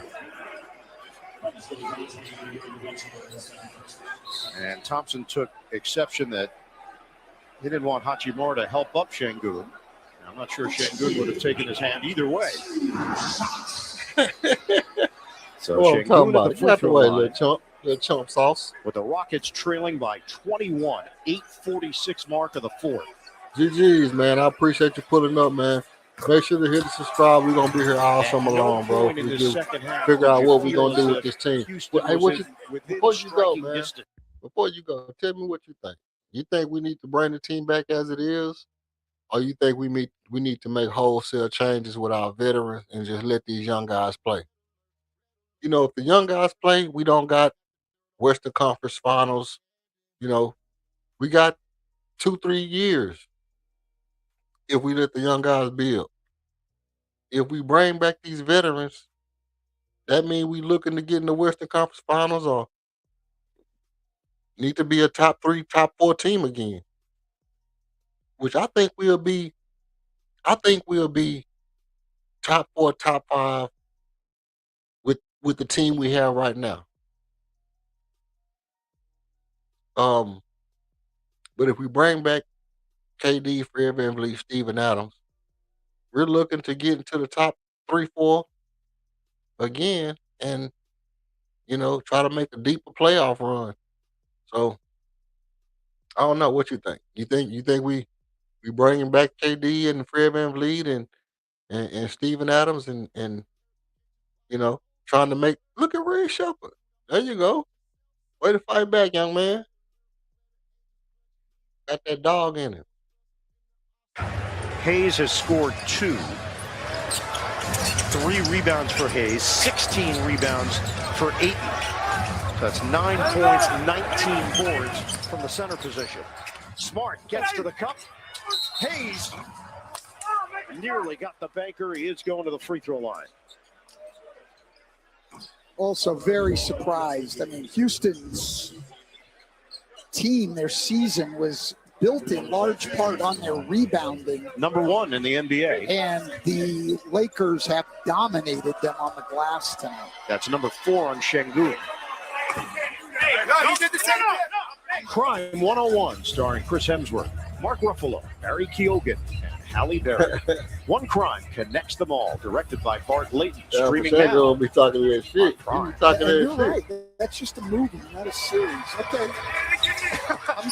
You're just picking up a conversation that we had off the air. As soon as the NBA playoffs are over, I'm getting on that one. That one looks good to me. You mentioned earlier you thought it was a miniseries. I told you it was a movie. Now you believe me. Houston turns it over. And with 7:41 left in the fourth, the Rockets showing no signs of a rally. No signs of a rally. And it leaves Ime Udoka shaking his head. They just didn't have it tonight. No, they didn't. And look, there's a lot of positives going forward for this Rockets team. The guys we're seeing out here now, the second youngest starting lineup ever in the playoffs. And then they've got Steven Adams, who's missed the entire second half of the year, the best offensive rebounder in the league. They've got Kevin Durant, still a great bucket getter, and probably the guy they've missed more than even those guys, Fred VanVleet, who missed the entire year. So the future's bright for this team. Ime Udoka's done a terrific job keeping them afloat this year and bringing them back from 3-0 to get to this point. But it looks like they've just run out of gas here tonight. I don't mean to be rude. I had so many questions. The Lakers lead by 21. Screen, Hachimura. Fake on a 3. Back in. Hachimura has reached flow state. Well, it's about time. It's 2 in a row. 21 points for Hachimura. Shepard can't answer. Şengün with a follow jam. Şengün come flying through the air. Straight from Turkey, boy. It's what set them Arabs off. This stuff is so bad it'll put a hump in a camel's back. Yes. Another one? No, Hachimura doesn't take it. Well, that's the one thing with Hachimura, and is he's great as a complimentary guy. Eason, steal and slam. Are you not entertained? Upset. Right. Is this not why you are here? I get this. As a coach, you do not want to. Hey, look, y'all come in, hit the subscribe, hit the like. It's our last game of the season, but it's not our last show. We still gonna keep it rolling through the summertime. You don't want to miss none of the free agent draft, none of that. We're gonna keep it popping all summer long, man. So hit the subscribe so you stay tuned in and stay tuned Right out here in my lawn. and stay around, man, so y'all can hear the takes after the show. We're gonna get it in. Say for the kids, 4 times a year I use it. I don't have to worry about anything. How many times a year do you feed your lawn? I feed it 4 times a year. And it's safe for pets and people, so that's good. You know a lot. Well, it's because it's easy. Try and find a space here where the lawn is. This is thick grass. Once is never enough. 1, 2, 3, 4 times a year. Bingo. I know Buckmo in the building. I know Buckmo Because in the building. sometimes we I know feel KLD guilty. in the building. I know y'all in the back. Give more love than humanly possible when you feed a Hills scientifically proven formula. Because you're only human, there's Hills. Bring on the fun and bring home a new Honda. Road trips won't wait, neither should you. So bring on the thrills with a Honda Hybrid. Hit the road with high-tech features like available Google built-in and the efficiency of a Honda Hybrid. All from the 2025 Kelley Blue Book Best Performance Brand. Buy online, reserve from select dealers, or hurry into your local Honda dealer today. Honda, proud partner of Team USA. When everything on the IHOP value menu is just $6, you can go all out. Because eggs, bacon, and fluffy pancakes are just $6 every day. And OMG, there's a new BLT. And it comes with fries. Celebrate every day for just $6 with the IHOP value menu. So I got this friend who said T-Mobile's network used to suck. His words. But things change. It turns out that now T-Mobile has the best network by like a lot. Hey. Oh, look, this game almost over, but I do feel like this, and I can tell y'all right off the bat. I got a couple things I'm gonna say before I get out of here, and after the game, I'm gonna bring everybody up. I know, it's the last game of the season, so I know I might have some people want to pull up and get their takes off, say what they think about how the year went, what they feel about the playoff, and what they expect to see going forward. Maybe, if we should do anything in the draft, do anything with our veterans. It's a lot to be talked about. We won't get through all of it tonight, mainly because I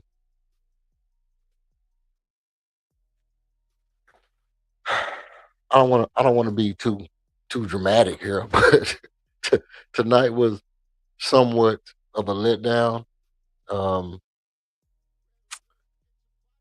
It's so much things. It's so many things to say. So many things to say about the coaching tonight. It was some good. It was some bad. Obviously the referees. I feel like the referees didn't do shit to make this a valid, a fair game for us. Calling all them ticky-tack fouls on Torrey Eason early when he playing against playing against Colossus, and the media was pumping him up. See, I knew that. I knew when the media kept pumping up Torrey Eason about him doing a good job on LeBron that they was gonna come out and call fouls on him. I knew that. See, y'all gotta understand this part about the NBA. These people come on TV and they pump y'all head up to believe something that ain't there. Tari Eason doing a good job. Tari Eason doing such a good job on LeBron. Tari Eason doing such a good job on LeBron. That's their way of saying, hey, look at this. And then the ref just come out and take it away. So now, Tari Eason on the bench. Now, what's stopping LeBron from doing anything? Nothing. Let they do whatever the hell he want to do now. Because now that they took away the person that they saying, look, see? Because they took Tari Eason out of his game. When Tari Eason's job on LeBron wasn't a big deal. It was his offense that was the big deal. It was Tari Eason's offense that was really making us a better team early on in games. His ability to hit the three, his ability to get to the cup, his change of pace, his dribbling. The things that he was doing offensively was as valuable as his defense. He said put Bronny in the game. Own assignment. And then, as they were trying to inbound the ball, he didn't believe that any of his players came over to help, and that's when he called the timeout and basically looked at him and said, what are you doing? Yeah, he was very upset at Austin Reeves.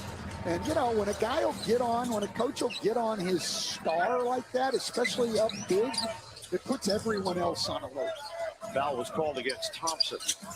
Hachimura outside, Smart, got a three. His first bucket of the night. 86-62. The Lakers are running away with it. Shit. Running away. They ran away with it. This shit is over. Get the Game 5 victory to wrap up the series. Had to get back on a plane, fly to Houston, but they are 5 minutes and 17 seconds away from sealing the deal. Şengün lost it out of bounds. Boys out there looking like Laurel and Hardy. Fumbling and bumbling all over the place. Defense, just tremendous. All Los Angeles right now. No. And a foul was called as Smith tried to go for the steal. Thompson just grabbed at the arm of Reeves. No, not Thompson grabbed the arm of Reeves. Look at Rui Hachimura. He got Albert Şengün with whole pants down there. And he took Luke Kennard out. He got Albert Şengün with whole britches. Reeves in his hand. That left arm was hanging a bit awkwardly as he went to the sideline, and now just gathering himself. He literally. Yeah, that's the other part too. He literally had Albert Şengün's whole entire britches in his gave hand. him a great deal of credit. Said that he did everything within his ability to return from the injury.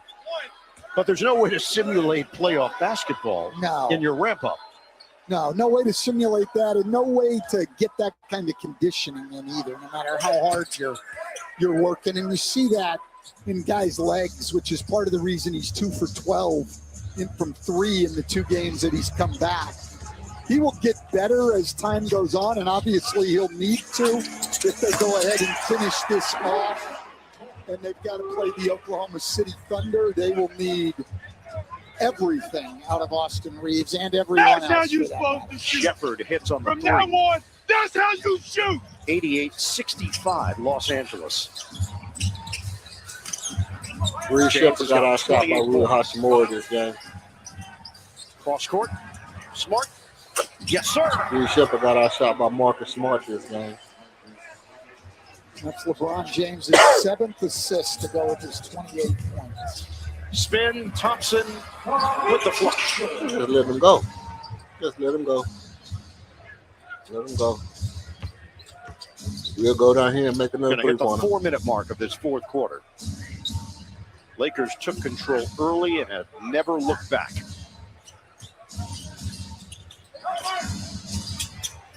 Keep the ball moving, 6 to shoot. Look at their Hachimura. offense. Their offense ain't nothing fancy. And it's taken away by Shepherd. Shepherd has got great hands defensively. One of the leading steal leaders in the league. Just missed on a 3-ball. Their offense is nothing And fancy. the final Nothing fancy. 3:38 Look, here in the fourth. Been a rough night Nothing for fancy. Jabari Smith, who had They don't have no fancy 16 offense. points in every game of this series coming in. No, they run the same shit we run. Throws it down. They running the same Perfectly offense placed we by run. LeBron James. Shepherd a deep one. And James grabs the rebound. That is 7 boards for him to go along with 8 assists Watch at the 28 offense. Same points. offense we run.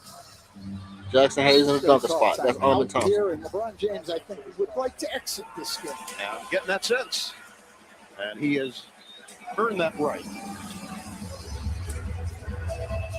He's played a team high 37 minutes. The Lakers up big.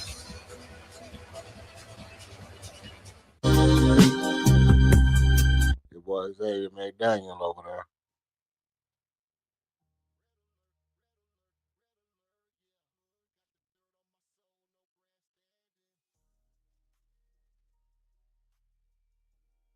Spitting a bottle of lotion on his hand.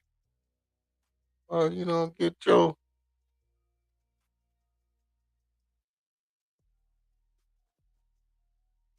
give me a break. Give me a break looking at.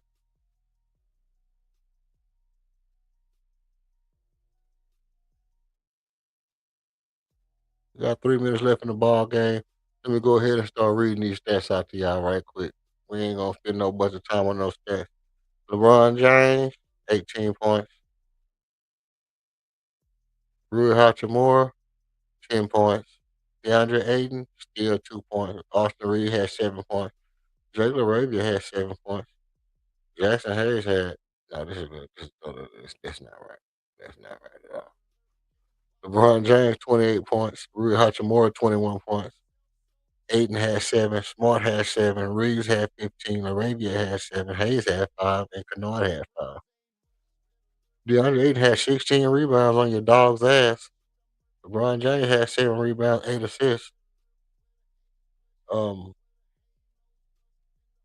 Rui Hachimura had 6 rebounds. Marcus Smart had 7 rebounds. Cheese and rice. Let's look at the steal category for a second. 2 steals for Marcus Smart. 3 blocks for Austin Reeves. Let's see.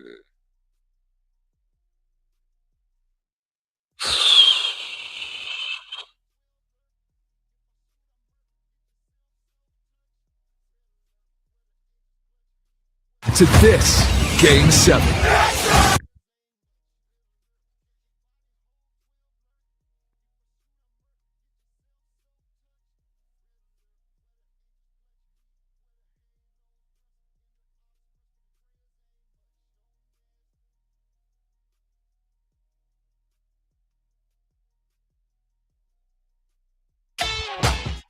Jerry West. Okay, so let's see. Jabari Smith had 9 points. Had a rough outing tonight. 3 of 11 shooting. 1 of 6 from 3. I was so wrong about Jabari hitting 2 threes in the second half. Not that he won't hit another 3. He might. Tari Eason had 14 points. Alpha Shango had 17 points. Amin Thompson had 16 points. And Reed Shepard had 10 points. Jabari Smith Jr. had 10 rebounds. Albert Shango had 11 rebounds. And Amin Thompson had 8 rebounds. Alp had 4 turnovers.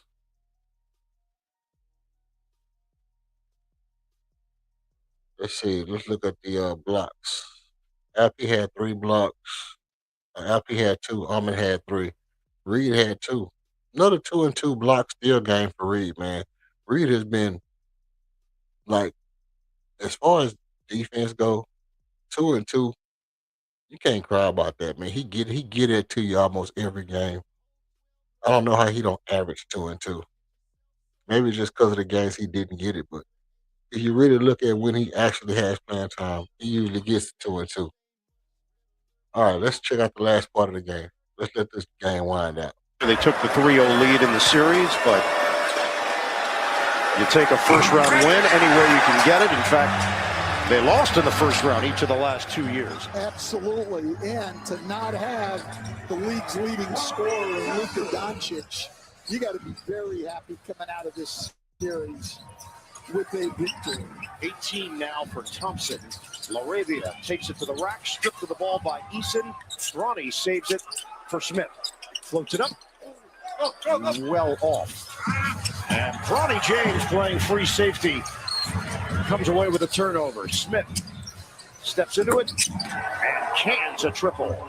Bronny James just continuing the Lakers' great effort in transition defensively tonight. Shepard over Nick Smith Jr. Short.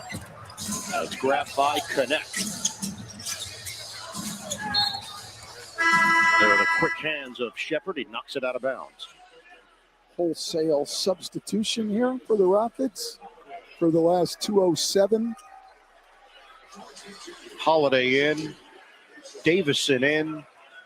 Kogi, Tate, and Capella. And the Rocket season will come to a close tonight.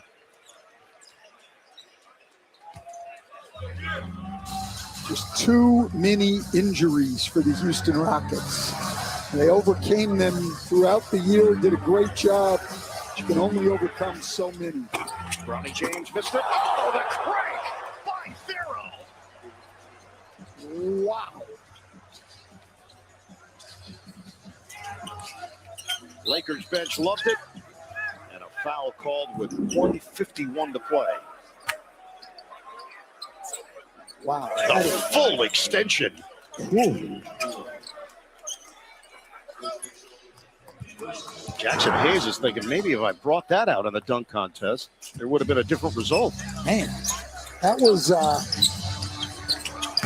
what proved to be the easiest bet of the night was that over-under at 200. Glad you're monitoring that, Stan. And we're at 170 right now. There would need to be an explosion here in the last 141. Kogi hits on the 3 ball. Smith against Capella, 8 to shoot. Smith, step back Jay, short. Long rebound tracked down by Tate. Running to the rim, and Tate lays it in. Final Good move by Jayshawn Tate. 19 here, Stan. Any early thoughts on Lakers OKC? Well, it's going to be tough. That's not why you were here. Without Luka Doncic. I just don't know. I mean, the Oklahoma City defense is so good. I don't know if the Lakers will be able to generate enough offense. 1 minute to play here in Game 6. Tremendous all-around effort by the Los Angeles Lakers. You could feel it early, and then it just continued through each quarter. Oh, yeah, look, I mean, they were the more energetic team, played at a greater pace, were more committed all night long to getting this done. Final 46 seconds. In their 3rd chance to close out this series, the Lakers get it done.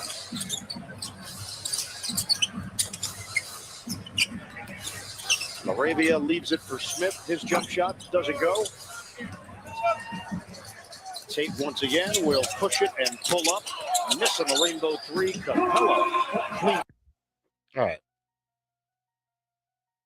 Cool.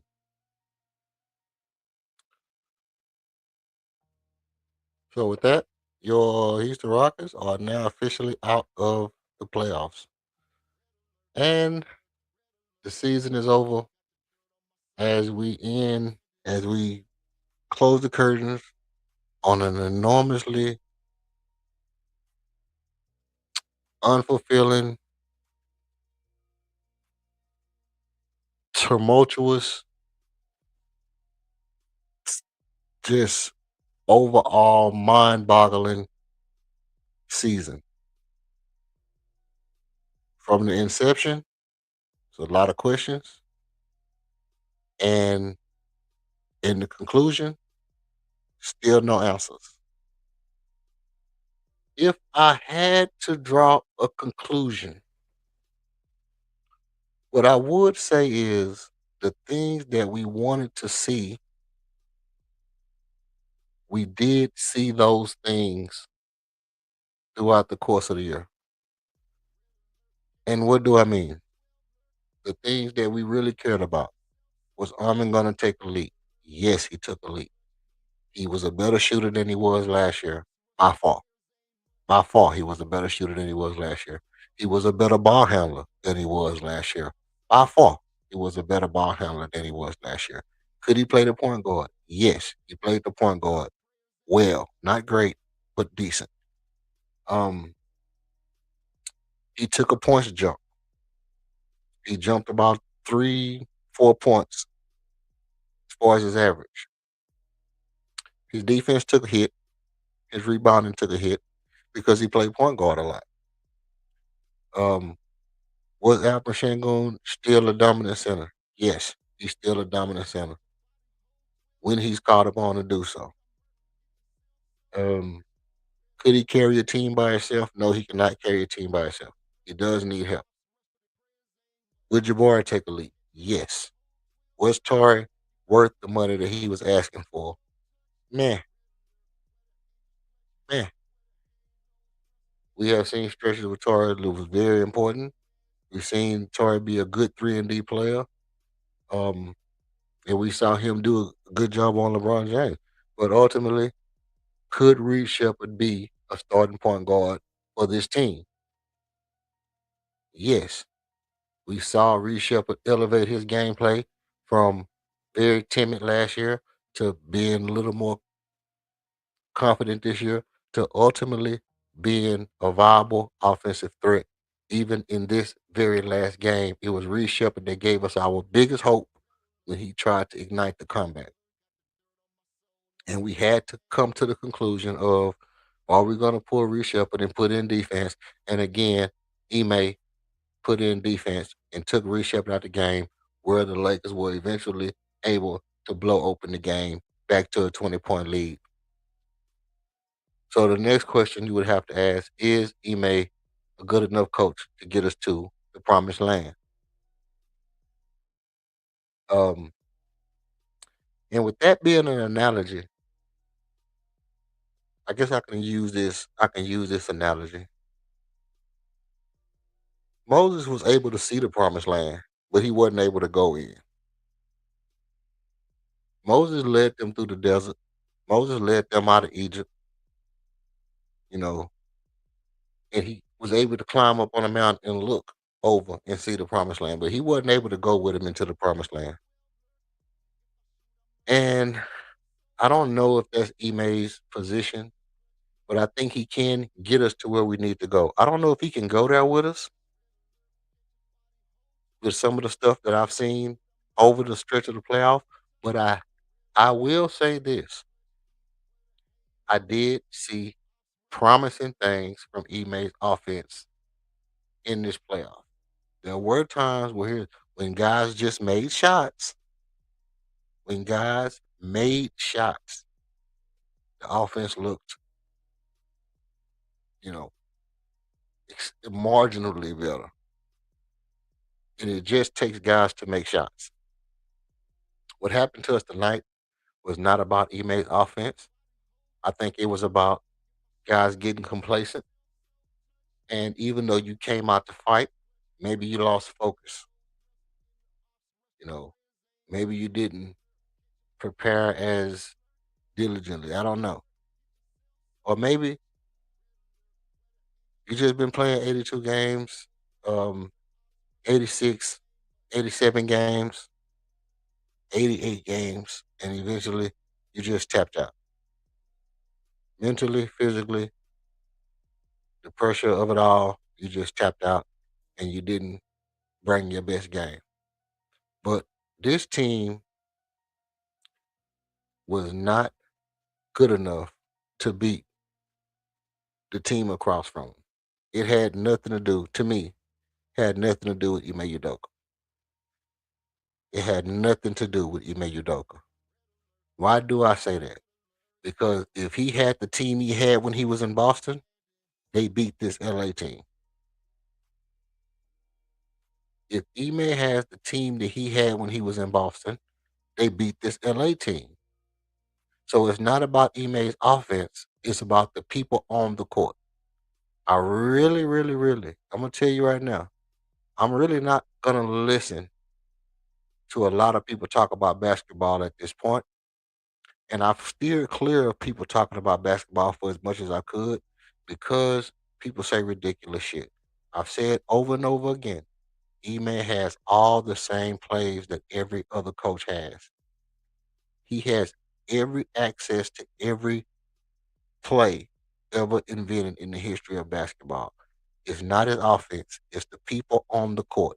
Can the people on the court do what they're supposed to do? You can't blame Ime because Jabari goes 3 for 11. You can say, well, he didn't get clear shots. Well, there was an opportunity when Jabari scored his last basket where the guy closed out and Jabari put the ball on the floor and got to the daggone cup. But oftentimes, Jabari just shoots the ball because he's a 3-point shooter and he know he can make it. But when you're not making shots, you have to get to the cup. You have to post up. You have to go get another shot. Get to the rim and get you a free throw. Find another way to get like Old school basketball shit works for a reason. You're not seeing the ball go through the hole. You need to see the ball go through the cup. Get to the rim. Make your layup. Make you a couple of jumpers. Make you a couple of middies. And then what? He was 1 for 6. He wasn't 1 for 11. So 5 of those shots was inside shots. He just wasn't making shots. It's not Ime's fault that Reed Shepard was 4 for 19. When you need Reed Shepard to shoot the ball as much as possible because he was our only hope for offense in this game. I mean, you have to ask yourself, would you rather Reed take 20 shots or Alper Shango take 20 shots? I would say our best game was when Alper Shango took 22 shots. Was our best game was game 3. I think our best game that we played was game 3. And Alper Shango might have took 24 or 25 shots. So maybe 12 shots is not enough shots for Alper Shango to be taken. I won't argue with you if you say, you know, he was just getting the shot blocked a lot, but everybody was. Everybody was getting the shot blocked a lot. But it's not Ime's fault that these guys missed a gang of shots, right? And he played 9 guys. He went 9 guys deep. 10 guys deep. He actually went 10 guys deep. I mean, some of them was garbage time minutes, but he literally went 9 guys deep in this game. And it's not Ime's fault these guys missed shots tonight. Yes, it's things he could have done differently. But ultimately, if you can't make shots doing the vanilla shit, you can't miss shots doing boxes. You running the basic box play, and it's what we call Hornet white, Hornet green. You can't miss shots running the basic Hornets play or the basic flex play, and then turn around and say, "Well, we need to do different stuff and run motion and do all this fancy stuff." Well, you can't make a wide open three on a regular dribble handoff. On a regular, you can't execute a regular pick and roll and make the open shot. Why would I do extra shit? Why would I do extra shit? You get into the goal and they swatting your shit across the court. That has nothing to do with the offense. The guys are just beating your shit up. They collapse in the paint. They leaving you open for threes. And guess what happens when guys collapse the paint and leave you open from three? You have to knock down shots. That's not Ime has to do some kind of magical. He don't have to do some kind of magical, you know, geometry shit when you're open for three and you just miss. It has nothing to do with the plays. It has nothing to do with the geometry, angles, no none of that. 45 degree, you need a compass and a protractor, and you need to take 2 steps and you need to turn this way 45 degrees and pass the ball at a 10-degree angle, and you need to take 3 steps back and then slide over 2 times. None of that shit's matter if you're gonna miss wide open shots or one-on-one shots. You can't beat your man one-on-one. You're a professional NBA player, you can't beat your man one-on-one. You're a starter. You're a starter. Likely in this situation, a first rounder, and you got guys who are second rounders that you can't beat. Guys like Rui Hachimura, Luke Kennard, Jackson Hayes, who are not first rounders, if I remember right. Dogging the shit out of you. Austin Reeves, undrafted, right? Dogging the shit out of you. You got guys who are undrafted beating lottery picks. Lottery picks. Austin Reeves cooking the shit out of us like that, it should feel like a slap in the face to everybody on the franchise. When a guy like Austin Reeves is just getting buckets, getting to the cup, scoop shotting on everybody, hitting hella shots, it should just feel like a slap in the face to the organization because this guy was undrafted. And it makes me say there aren't any undrafted players that we could have gotten this year. There's no undrafted big man. There's no undrafted guards. There's nobody else in the league. Nobody else in the history of the world, in the whole entire circumference of the flat earth. No other people on the whole flat earth, inside of the firmament or outside of the firmament, that we could have gotten that could have helped this team this year. Not a one. Hard for me to imagine. It's extremely difficult for me to imagine that being the case. But if that's the case, if for some strange reason you look around the whole entire flat earth, all around the ice wall, all everywhere you can look with inside the firmament, and you could not find no players, not an unrestricted player, a unsigned free agent, not a Austin Reeves, not a not a what's his name? Caruso. All these players, we getting beat by undrafted players. Second year player. Even the guy that we say we needed so much was undrafted. Fred VanVleet is an undrafted player. We have lottery players on our team getting beat by undrafted players. The front office has to be held accountable. I'm sorry. I'm sorry. I gotta say it. I gotta say it. You can't have Austin Reeves, an undrafted player, and we being crying because we need Fred VanVleet. We're gonna sacrifice our whole entire year because Fred VanVleet isn't playing. He's undrafted. There's nobody else undrafted that we could